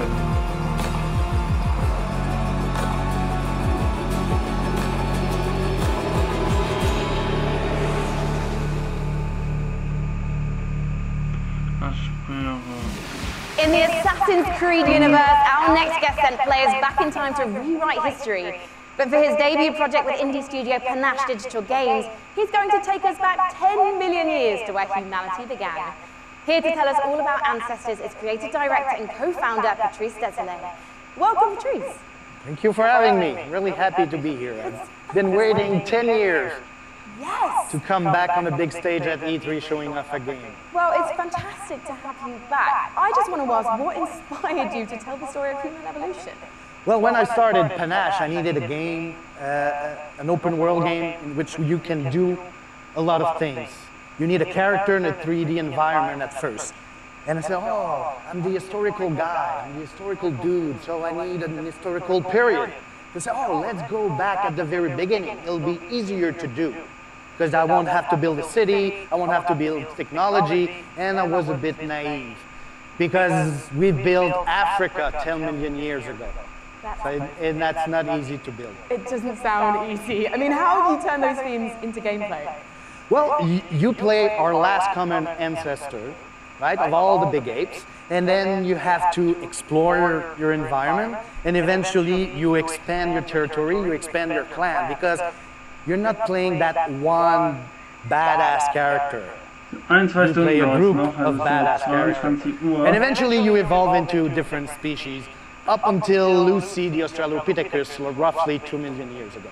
I imagine our ancestors had a lot more issues to deal with than we do today. There's going to be a lot more dangers in this world, so tell me a bit more about those. Well, it's all about from a prey to a predator. Basically, at the beginning of the game, everybody is there to kill you and devour you. And basically, at the end, it's pretty much you. You're the predator, and everybody's afraid of you.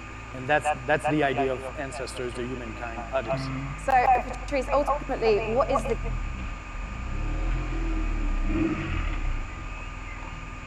key to evolving your clan successfully? Curiosity. You need to explore, because, you know, I made a game about characters and you needed to follow the story I wrote for you. This time, you're basically writing the story. Right? There's no story per se inside. It's not about going and see mission givers. It's not about looking at the mini-maps and the little dots. It's about you, hey, Homo sapiens. Can you survive like our ancestors did?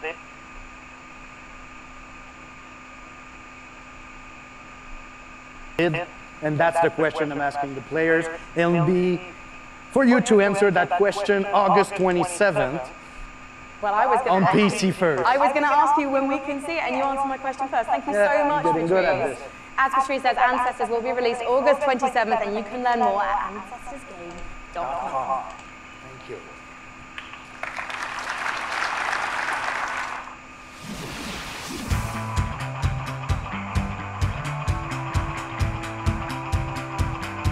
Okay, Werbung.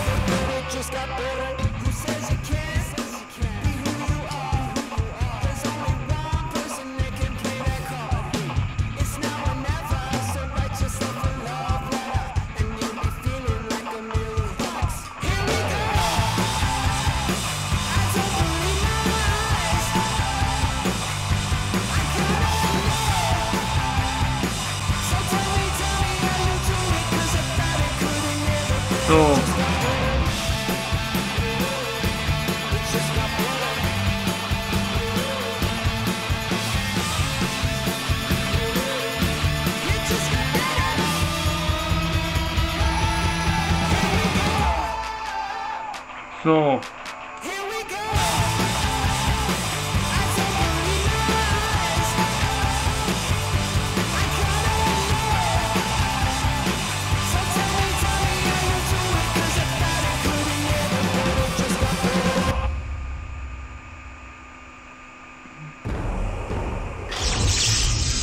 One more thing.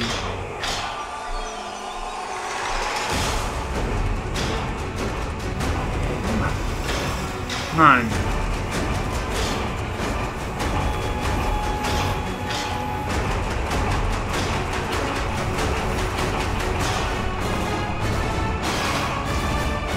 Was ist das? Auto-Chess.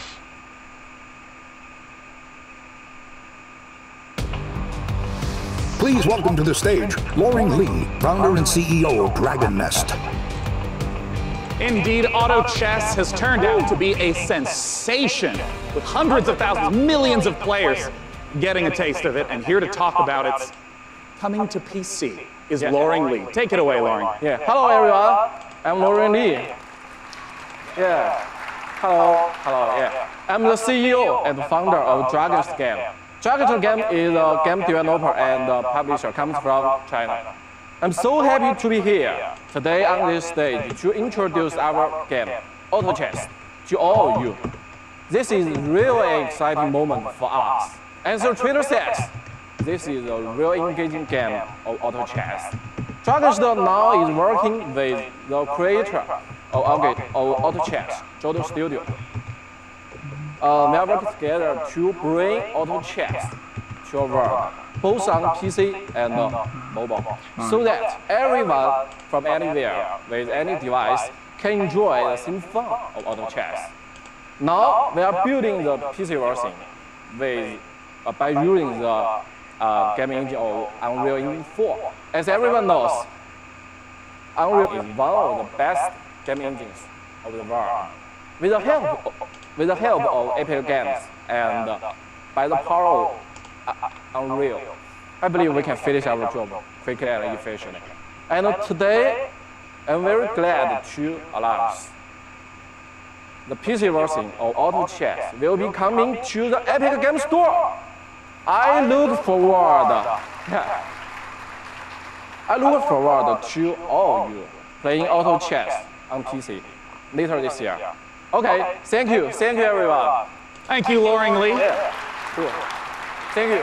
Thanks so much for sharing the news with us. Once again, Auto Chess, if you have not played it, you must check it out. It is so fun. Our next title with Frankie up above, I understand is an inspired indie game. We'll find out, Sean, because one of the things we love about PC gaming is the way that game creators from all over the world can draw inspiration from one another's work. Cris Tales is a great example of that, a gorgeous indie love letter to classic JRPGs developed by a team in Colombia. Cris Tales' spin on the genre brings a unique perspective that lets you see the past, present, and future on one screen at the same time. So you'll see the future change based on your decisions in real time. Here's the world-exclusive reveal of Cris Tales.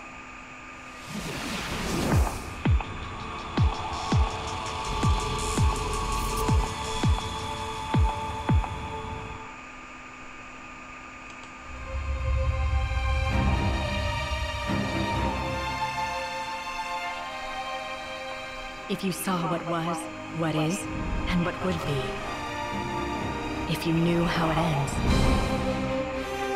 would you change it? Could you make the hard decisions? And would you be strong enough to fight?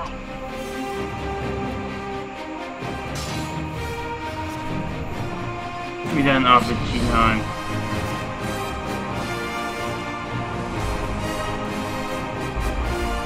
If you learn from the past and act in the present, you can rewrite the future.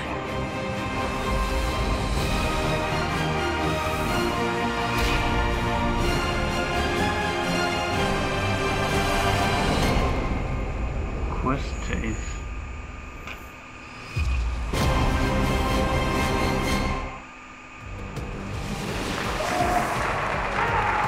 Whoa. In PC gaming, it's not the size of your weapon, it's how you use it. And I'm holding one of the, well quite frankly, it's a bit average, isn't it? It's just your average, Glock, really. No, it's one of the ridiculous alien weapons from our next game, Valfaris. A brutal, heavy metal-infused 2D action platformer inspired by true old-school classics like Contra and Torrican. Assuming the role of fearless warrior Therium, players must blast and slash their way through the doomed citadel of Valfaris, overcoming its deadly environments and enemies before challenging the arcane evil at its very heart. Get ready to rip the galaxy a new wormhole! From publisher Big Sugar, this is Valfaris!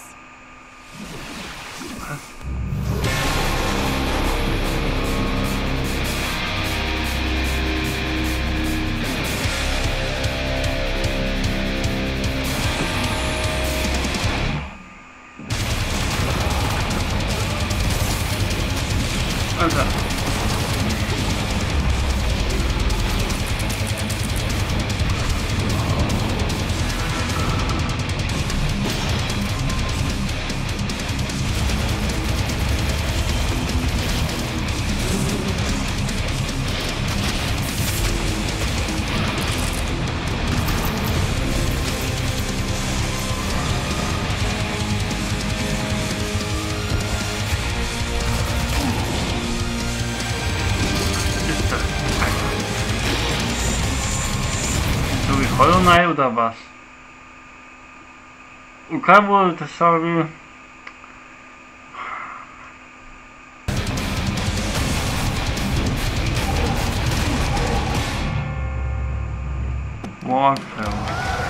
Just incredible action in the Valporis trailer. I'm very excited for our next guest. In case you have not been in downtown LA, E3 is covered with Borderlands 3 art. It's amazing, it's beautiful. And joining me is the amazing and beautiful Paul Sage, creative director of Borderlands 3. Beautiful's the new one, thanks. Yeah, there you go, Paul. Welcome. I mean, there's been so much hype around Borderlands 3. What's the stuff you're really excited to be sharing this year at E3? Oh man, so we talked about our Vault Hunters. Well, this time we get to talk about Moze. And she is our gunner Vault Hunter, so she has a big mech, so that's one of the things.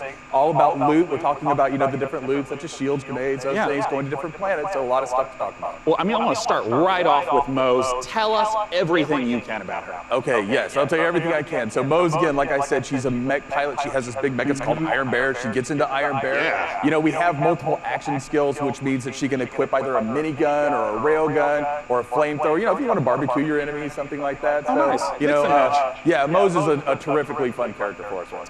Now, we've been excited to be collating a whole bunch of community questions. We're going to break them into two categories. First, there's a whole bunch of repeat questions that I want to make sure we get to right now. One of the big categories is about loot, because you've mentioned having a billion guns earlier, but what can you tell us about some of the other gear, the other progression systems in the game? Yeah, so let's talk about grenades, like one of my favorite things that we don't get to talk about a lot. So in the past we've had grenades that they've had like one thing, they can bounce, they can stick to different things, This time we're combining like all of those things. So for instance, the other day I was playing and I threw a grenade and that grenade had a bounce, it would stick, an explosion would come out, and the grenade would fire guns as it was going through, right? So we have like a ton of different grenades that are in there.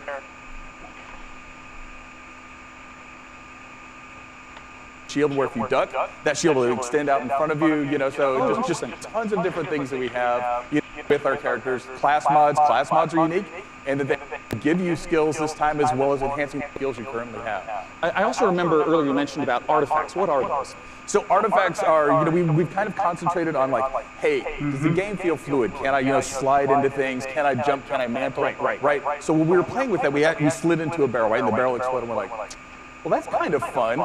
So why don't we do something like that? So our artifacts actually add certain things to movement. So for instance, you can slide faster. You can slide, and every time you slide, there's an explosion. We have something we call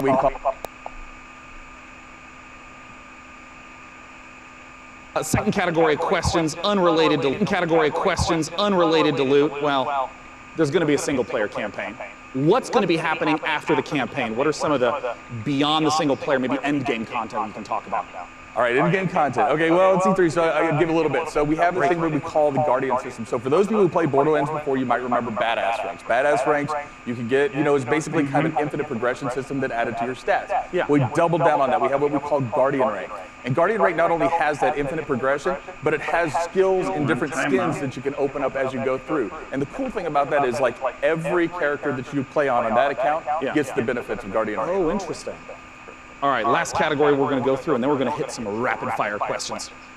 How do the boss fights in Borderlands 3 compare to Borderlands 1 and 2? I know those were big aspects. How do you build upon that? Right, so I think of a boss fight, like I'm an old school Nintendo fan, right? So I love huge boss fights that have like 3 phases and stuff like that. So now those people, smart people in the audience know that we've talked about going to vaults instead of vault. Right, and so there are different, like, huge boss encounters there that are just, multi-phase boss encounters. We have, like, a lot of different mini-bosses throughout the game, so a lot of different boss encounters throughout the game. Well, now I want to ask some really quick questions that should be yes or no, very brief. First, from Castore, how will you be handling multiplayer?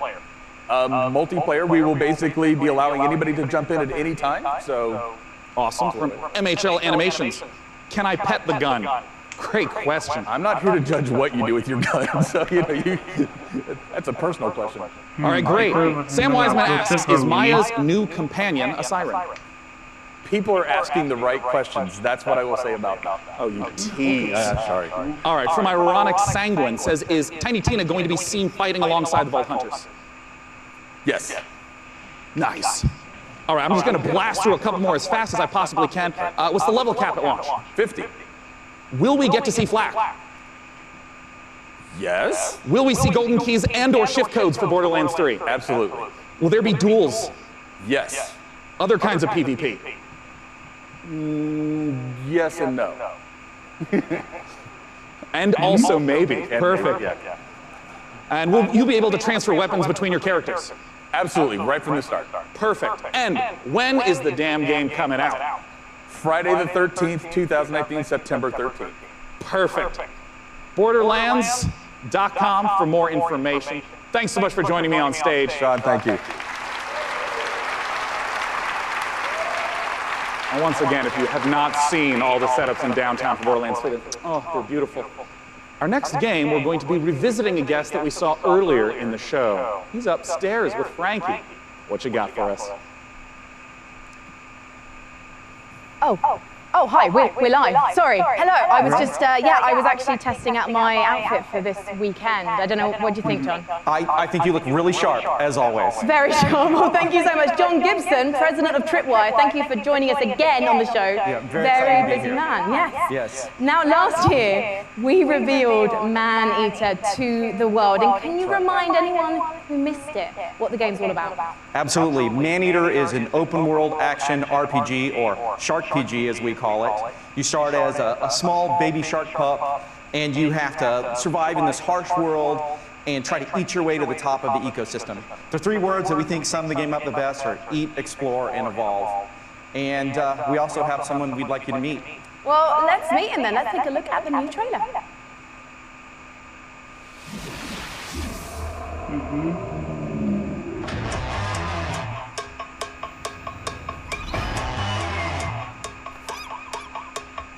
Fuß mit rein.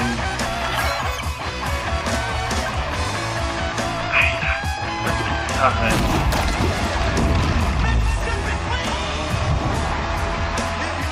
ein Teil.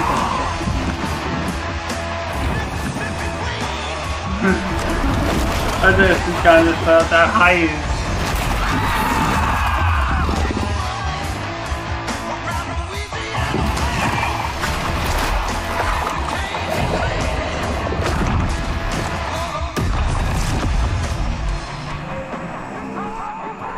Come any closer with that camera, we two gonna tussle.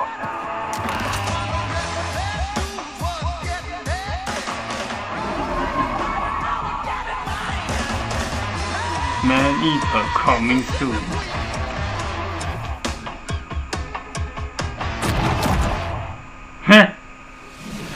John, who was that appallingly dressed fisherman in the trailer? Because quite frankly, not even I would eat him. That was Scaly Pete.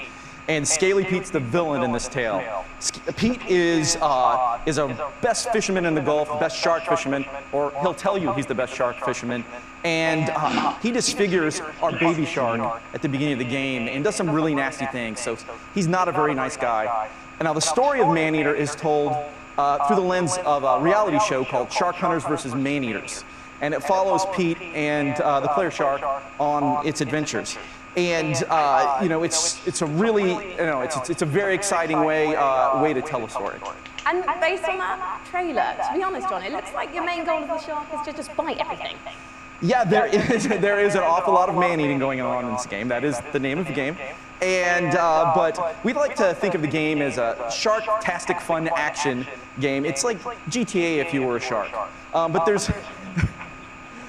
there is more to the game than just eating, so we spent a lot of time moving through the water, breaching out, and adding abilities to go up on the beach for an afternoon snack.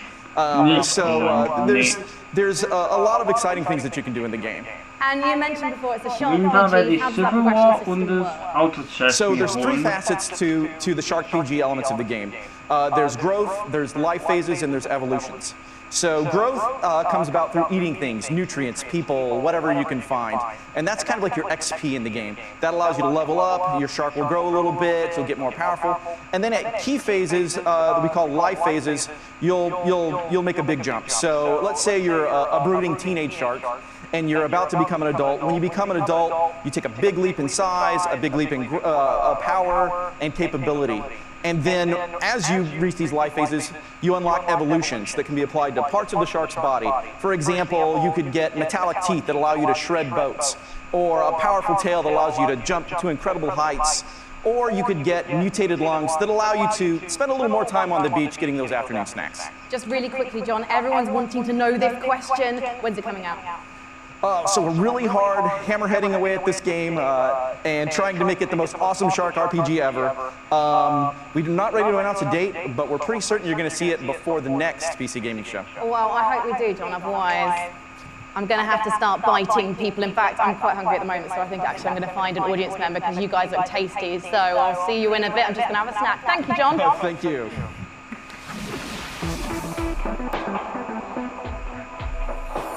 Cool. Das ist das Gaming-Sessel. Das brauche ich unbedingt. Können wir auch noch auf.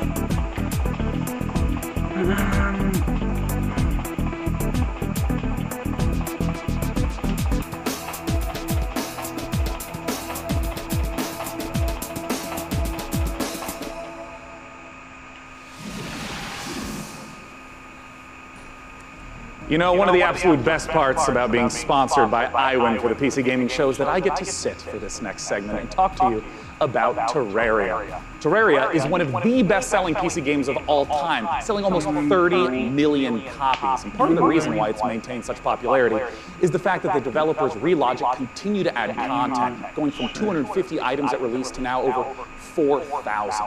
Let's take a look at their penultimate expansion coming up, Terraria Journey's End.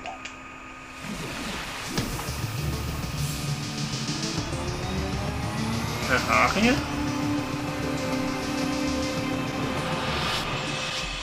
Journey's End.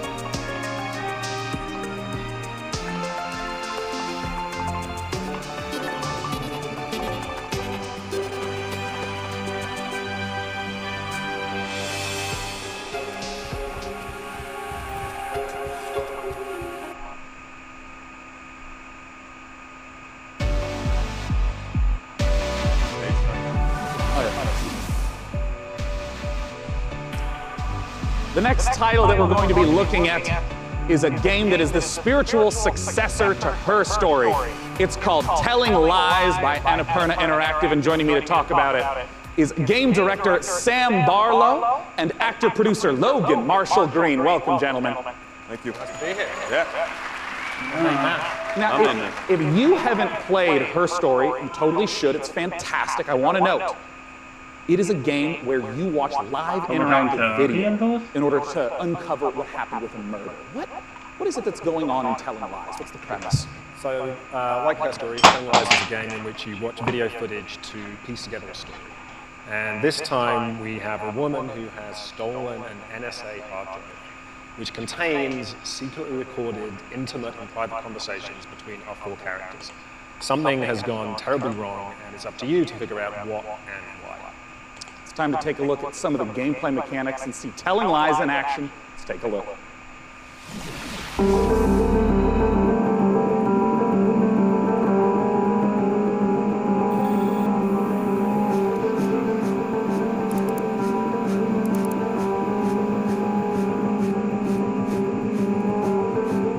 Once upon a time.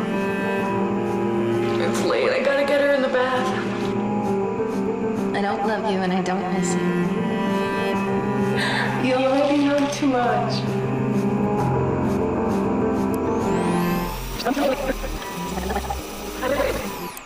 It's late. I gotta get her in the bath. I love you. I love you.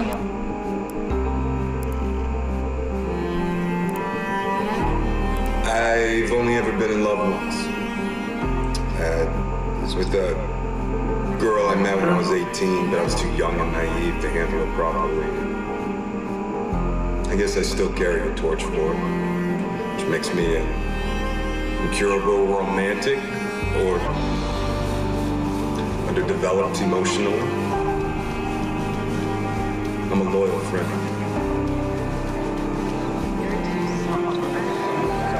A man died in my place work today. Like cool stuff. I mean, gaming PC telling. Oh, Sam, I got some questions for you about what we've just seen. I mean, talk to me about the mechanics. I mean, I saw, subtitles up, highlighting, it was loading more video footage. What's going on? So what we do in Telling Lies is we take all of the exploration you would have in a normal video game. So all that walking around in a 3D world. Yeah. And we apply that directly to the story, to the footage itself. So you're going to be scrubbing around in these clips, paying close attention, and you're going to be picking up on the subtext, listening to names, people, places. And with that information, you're going to use that to find more clips, dig into those, and over time kind of build up this picture of the story. And it's truly like an open world video game. Well, I mean, a lot of times with open world video games, they talk about the square kilometerage or miles in America. What's the sort of scope that we're talking about? Like, how many hours of footage is there? So we got like over 10 hours of footage here. So it's a story that encompasses 2 years. What I wanted to do with this one was, like I say, really embrace this idea of it being an open world game. You're free to explore and follow your curiosity. Just lose yourself in this story, all the characters. It's this huge, messy, colorful story that we're trying to tell. Well, I'm curious, Logan, as a performer in this kind of game, what is it like to actually try to have all the layers in there for each performance, also not knowing when a player is going to be seeing the specific footage you're performing? Well, it's definitely a non-linear open world game, but our approach and Sam's approach was not unlike a movie or a TV show, and we had to understand it A to B. And so, for the most part, that's how we shot it. Obviously, when you're shooting a movie or a TV show, and in this case, a game, you're going to be shooting out of order. But we actually stayed pretty linear in how we approached the story. We went after it like all the other times we're actors. We just went after intention, and then what do we want, and we tried to make it as deep. It's got a lot of scope. But we wanted to make it as deep as possible, and Sam is one of the best movie or TV directors I've worked with, so it was very similar. Nice. Yeah, look at you too. Now, of course, I do want to stress to any of you, if you have not played Her Story, it's quick to play through. It's absolutely brilliant. Please check it out in the meantime. But we're, of course, waiting to find out, when can we play Telling Lies? Very soon. Very soon, I promise. We'll have a date soon. Right now, you can go to Steam. You can wishlist it on Steam. We all love Steam. And yeah, very soon. We'll be showing a little bit more during E3, and the game will be out, very soon. Fantastic. Desperate to get it out. Yeah. As soon as humanly possible. Yeah. Well, Sam Logan, thanks so much for joining me on stage. Once again, Telling Lies. Now, up on the balcony, Frankie's going to be talking to us about a game that my friends, year after year after year, keep telling me I have to play because of how much they've improved it. Frankie, what's going on with Warframe? Well, one of my favorite parts of last year's show, aside from being upstaged by a giant duck, was getting a glimpse at the future of Warframe. And here with the latest look at the next expansion to the universe is Space Mum Rebecca Ford. So, chat, behave yourselves, please, because Mother's here. Now, Rebecca, what are we about to see? We're going to take a look at an amazing trailer that our team has put together. A lot of our players have been waiting a year for a look at what we've been calling Railjack, so it's about time to, see what we've been doing. Yeah, let's take a look.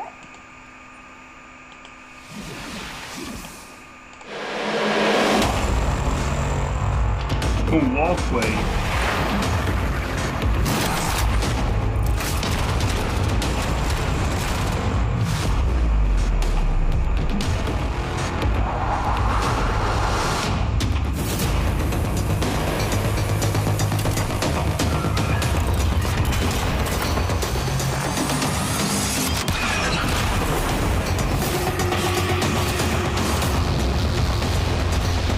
Warframe update. Welcome.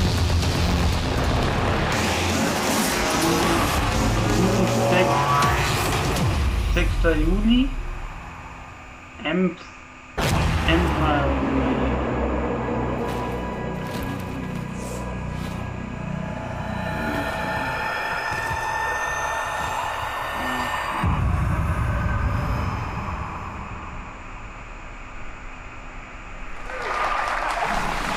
Rebecca, it must be so exciting to know that the fans have finally seen it, and you're clearly going all in on the epic space combat. So tell me about the new stuff the players are going to be able to experience. I wasn't shaking before we started talking, and now I am because it's real, because, you know, Empyrean is what we're calling codename Railjack. It's basically taking the Space Ninja part of Warframe, sending it back up to space, bringing players that squad gameplay they know, taking the enemies like the Corpus and the Grineer, giving them their own Railjack to essentially explore the solar system with and take down the bad guys. And when are fans going to get to see more? Well, TennoCon is in London, Ontario. It's July 6th, and you can come watch it online on Twitch. We're going to be showing a lot more in our keynote for what Empyrean is going to be. Well, today I'm getting a feel for the suit, so what's the deal with that sweet-looking Necros Prime? How do I get my Tenno arms into it? I cannot say that on live television, but, you know, there are ways. But yeah, you just have to link your Warframe account to your Twitch account. If you watch 30 minutes of our Tenno live show, you can get it, but hopefully you stay for the whole hour, because we got lots to show. Well, thank you so much, Rebecca, and good luck with TennoCon on July 6th. Thank you. Okay, now we've seen some amazing stuff today. Nothing quite so gloriously strange as our next game. Developed by Brooklyn-based studio Feral Cat Den, it's an existential-based jazz odyssey set during the Big Bang. Yeah, it's actually blown my mind learning about this one. Buckle up, everyone, because we're about to get bonkers with Genesis Noir.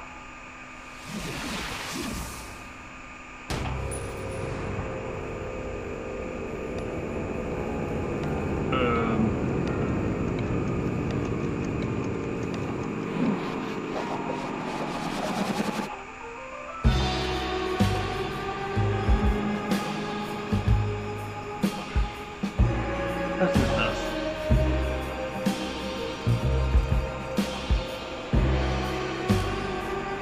Ja, bloß. Die Waffen aufgefüllt.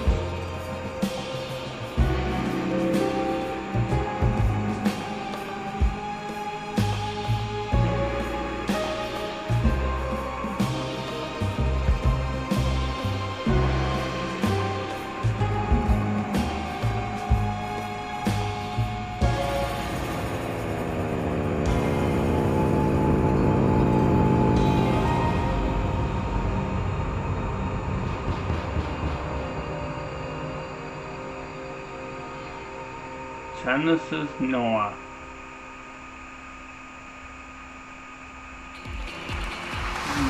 Genesis Noir, just beautiful, stylish art.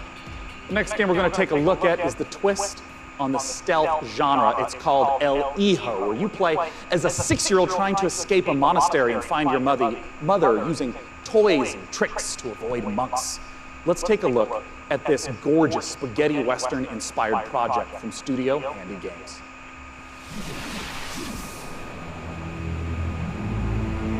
Wow, 20 Minuten geht es noch.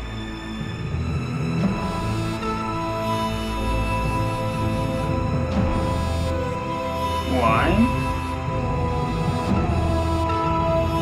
Ist das Wine?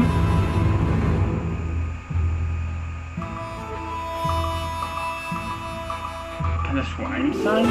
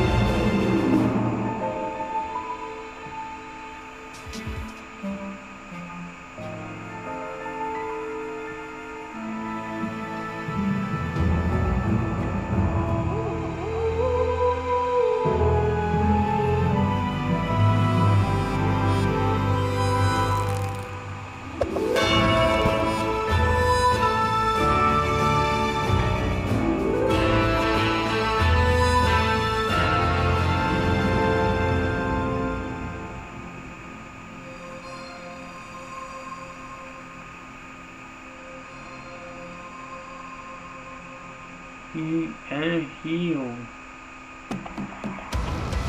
El Hijo, once again, is the title of the trailer we just saw. For our final guest tonight, please join me in welcoming from Larian Studios CEO Sven Vinke, and from Dungeons & Dragons at Wizards of the Coast, the creative director of Dungeons & Dragons, Mike Mearls, to talk about Baldur's Gate 3. Yeah! Now, this was only just recently announced. How did this partnership come about? We went to see Wizards of the Coast at the end of Divinity Original Sin 1. Yeah. That was back in 2014. And I tried to convince them back then that they should give us the Baldur's Gate 3 license. And they said, but we had a long chat about what the vision would be for the game.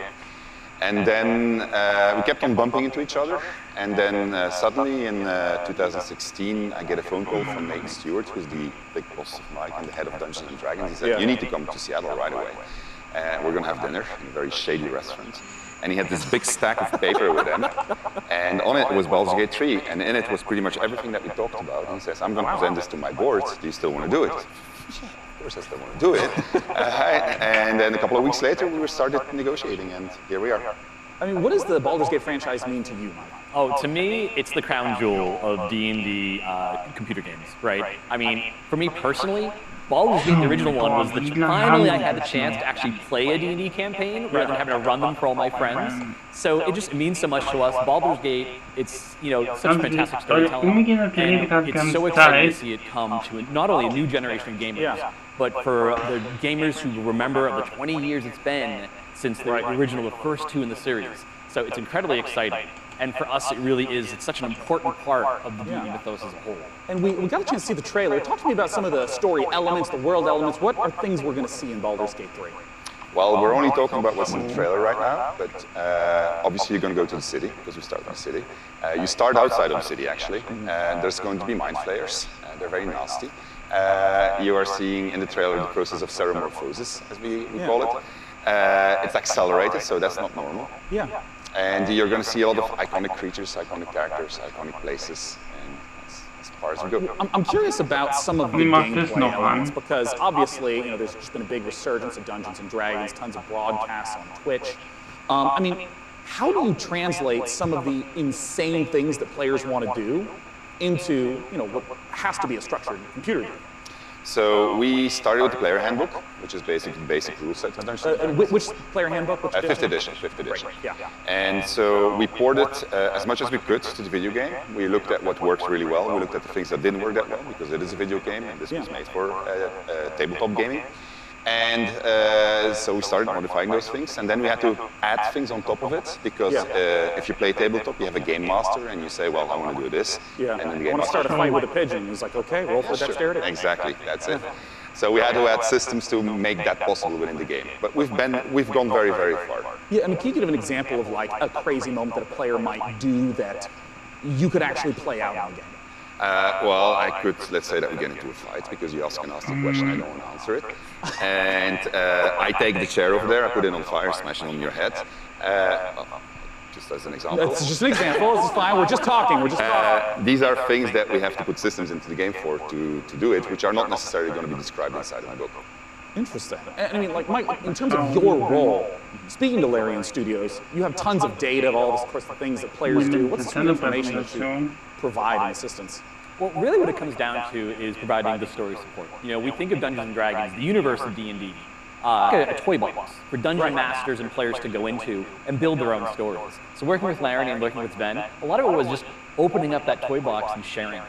And giving that kind of guidance, like I remember one of our first meetings, we just laid out a map of Baldur's Gate and the Sword Coast and asking a lot of questions, like what kind of story do we want to tell? Where do we want to go? What are the cool locations we always want to put in a game like this? And then in terms of the system support, what does it mean in terms of the story for each character, for each character race, each character class? So that if you have your favorite class and it's in the game, you really feel like you're taking on that role that you love so much on the tabletop. It's really coming to life in an authentic way in Baldur's Gate 3.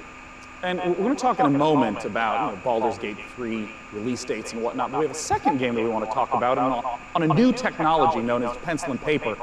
I understand that there is a tabletop prequel coming for Baldur's Gate. Exactly. So in Baldur's Gate, we think there's one saga, all the different games coming together to tell one grand story of this city. So on September 17th, we're releasing our next tabletop campaign, Baldur's Gate Descent into Avernus. And it is the next chapter in the Baldur's Gate saga, and it's a prequel to Baldur's Gate 3. So if you haven't played a Baldur's Gate game since Baldur's Gate 1 or 2, this is your chance to check out on the history. It's been about 100 years since the events of Baldur's Gate 2. Yeah. So this will give you a chance to check in on the city, to see what's going on, its current state, who the movers and shakers are. We also feature a complete levels 1 to 13 campaign that takes you from the mean streets of Baldur's Gate to the depths of hell itself. And sort of pose to the players a question, do you want to redeem Baldur's Gate or send it to damnation? So we're putting that right in players' hands to make that choice. Well, I have to ask Sven, it's a question on a lot of people's minds. What can you talk to us about expected release time frames? So people have been waiting for it for a long time. Yeah. They're going to have to wait a little bit more when it's ready.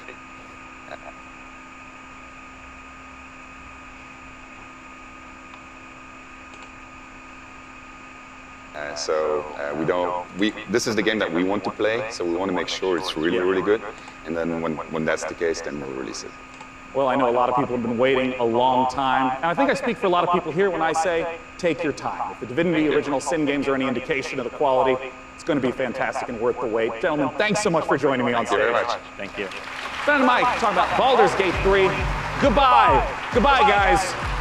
Why are they leaving? Well, it's because the PC Gaming Show has officially concluded. Let's bring up on the stage the fantastic Frankie Ward. Come here, Frankie. Hello. Well, thank you so much, Sean. Hasn't this audience been absolutely fantastic today? Guys, thank you so much for coming out to the 5th annual PC Gaming Show. We want to give an enormous thanks to all of you who tuned in live. We want to, of course, thank all of you who personally showed up this morning, and of course the sponsors who helped make this possible. Epic Games Store, iWin, Frontier, Funcom, Paradox Interactive, Hovercast, Perfect World, Rebellion, Tripwire, and Samsung. As you know, PC Gaming is a platform. It's not a publisher or developer, so these sponsors are essential for letting us put on this show every year. Thank you so much. And I gotta ask, Frank, any titles you're excited about? Well, I do love a baby elephant, so definitely Planet Zoo, and slightly more awkwardly then I also want to eat things, maybe elephants included, so Maneater, of course. I'm personally looking forward to Songs of Conquest, and as you heard, there's games coming out all across 2019 and into 2020. We hope you all have a fantastic E3. It officially begins tomorrow. Big shout out to all your press conferences. Hello again, Drop Frames. Good to see you 2 years in a row. We hope you all have a fantastic time at E3 and go play some games and make some friends. See you next year. Bye, bye, bye. Thank you so much. Goodbye. Hä? Du willst jetzt das schon beendet? Was?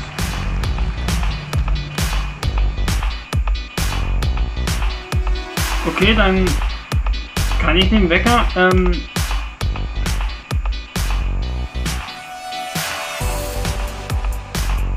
ja, das war's, der PC Game Show. Eigentlich wäre es noch 10 Minuten.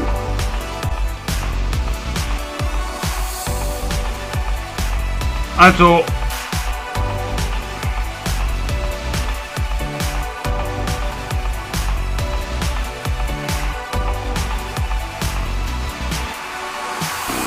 Ich würde sagen, das war's. Wir haben jetzt 2 Stunden gestreamt.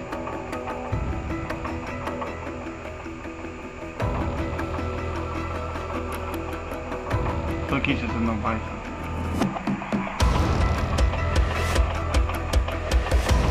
Wurde es wiederholt? Nein. Hä?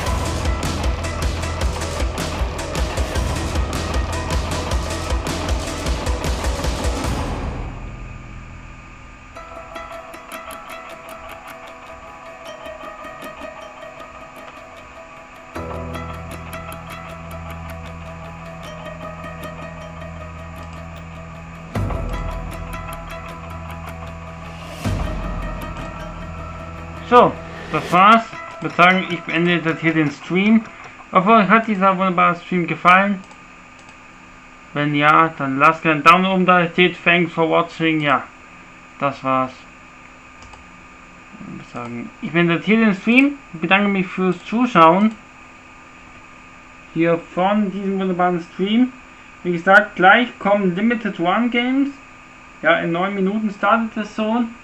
Und wie gesagt, ich verabschiede mich. Wir sehen uns am Dienstag wieder. Da wird es dann die Nintendo Direct geben von der E3. Also wie gesagt, euer Crazy Schmied sagt nun tschüss.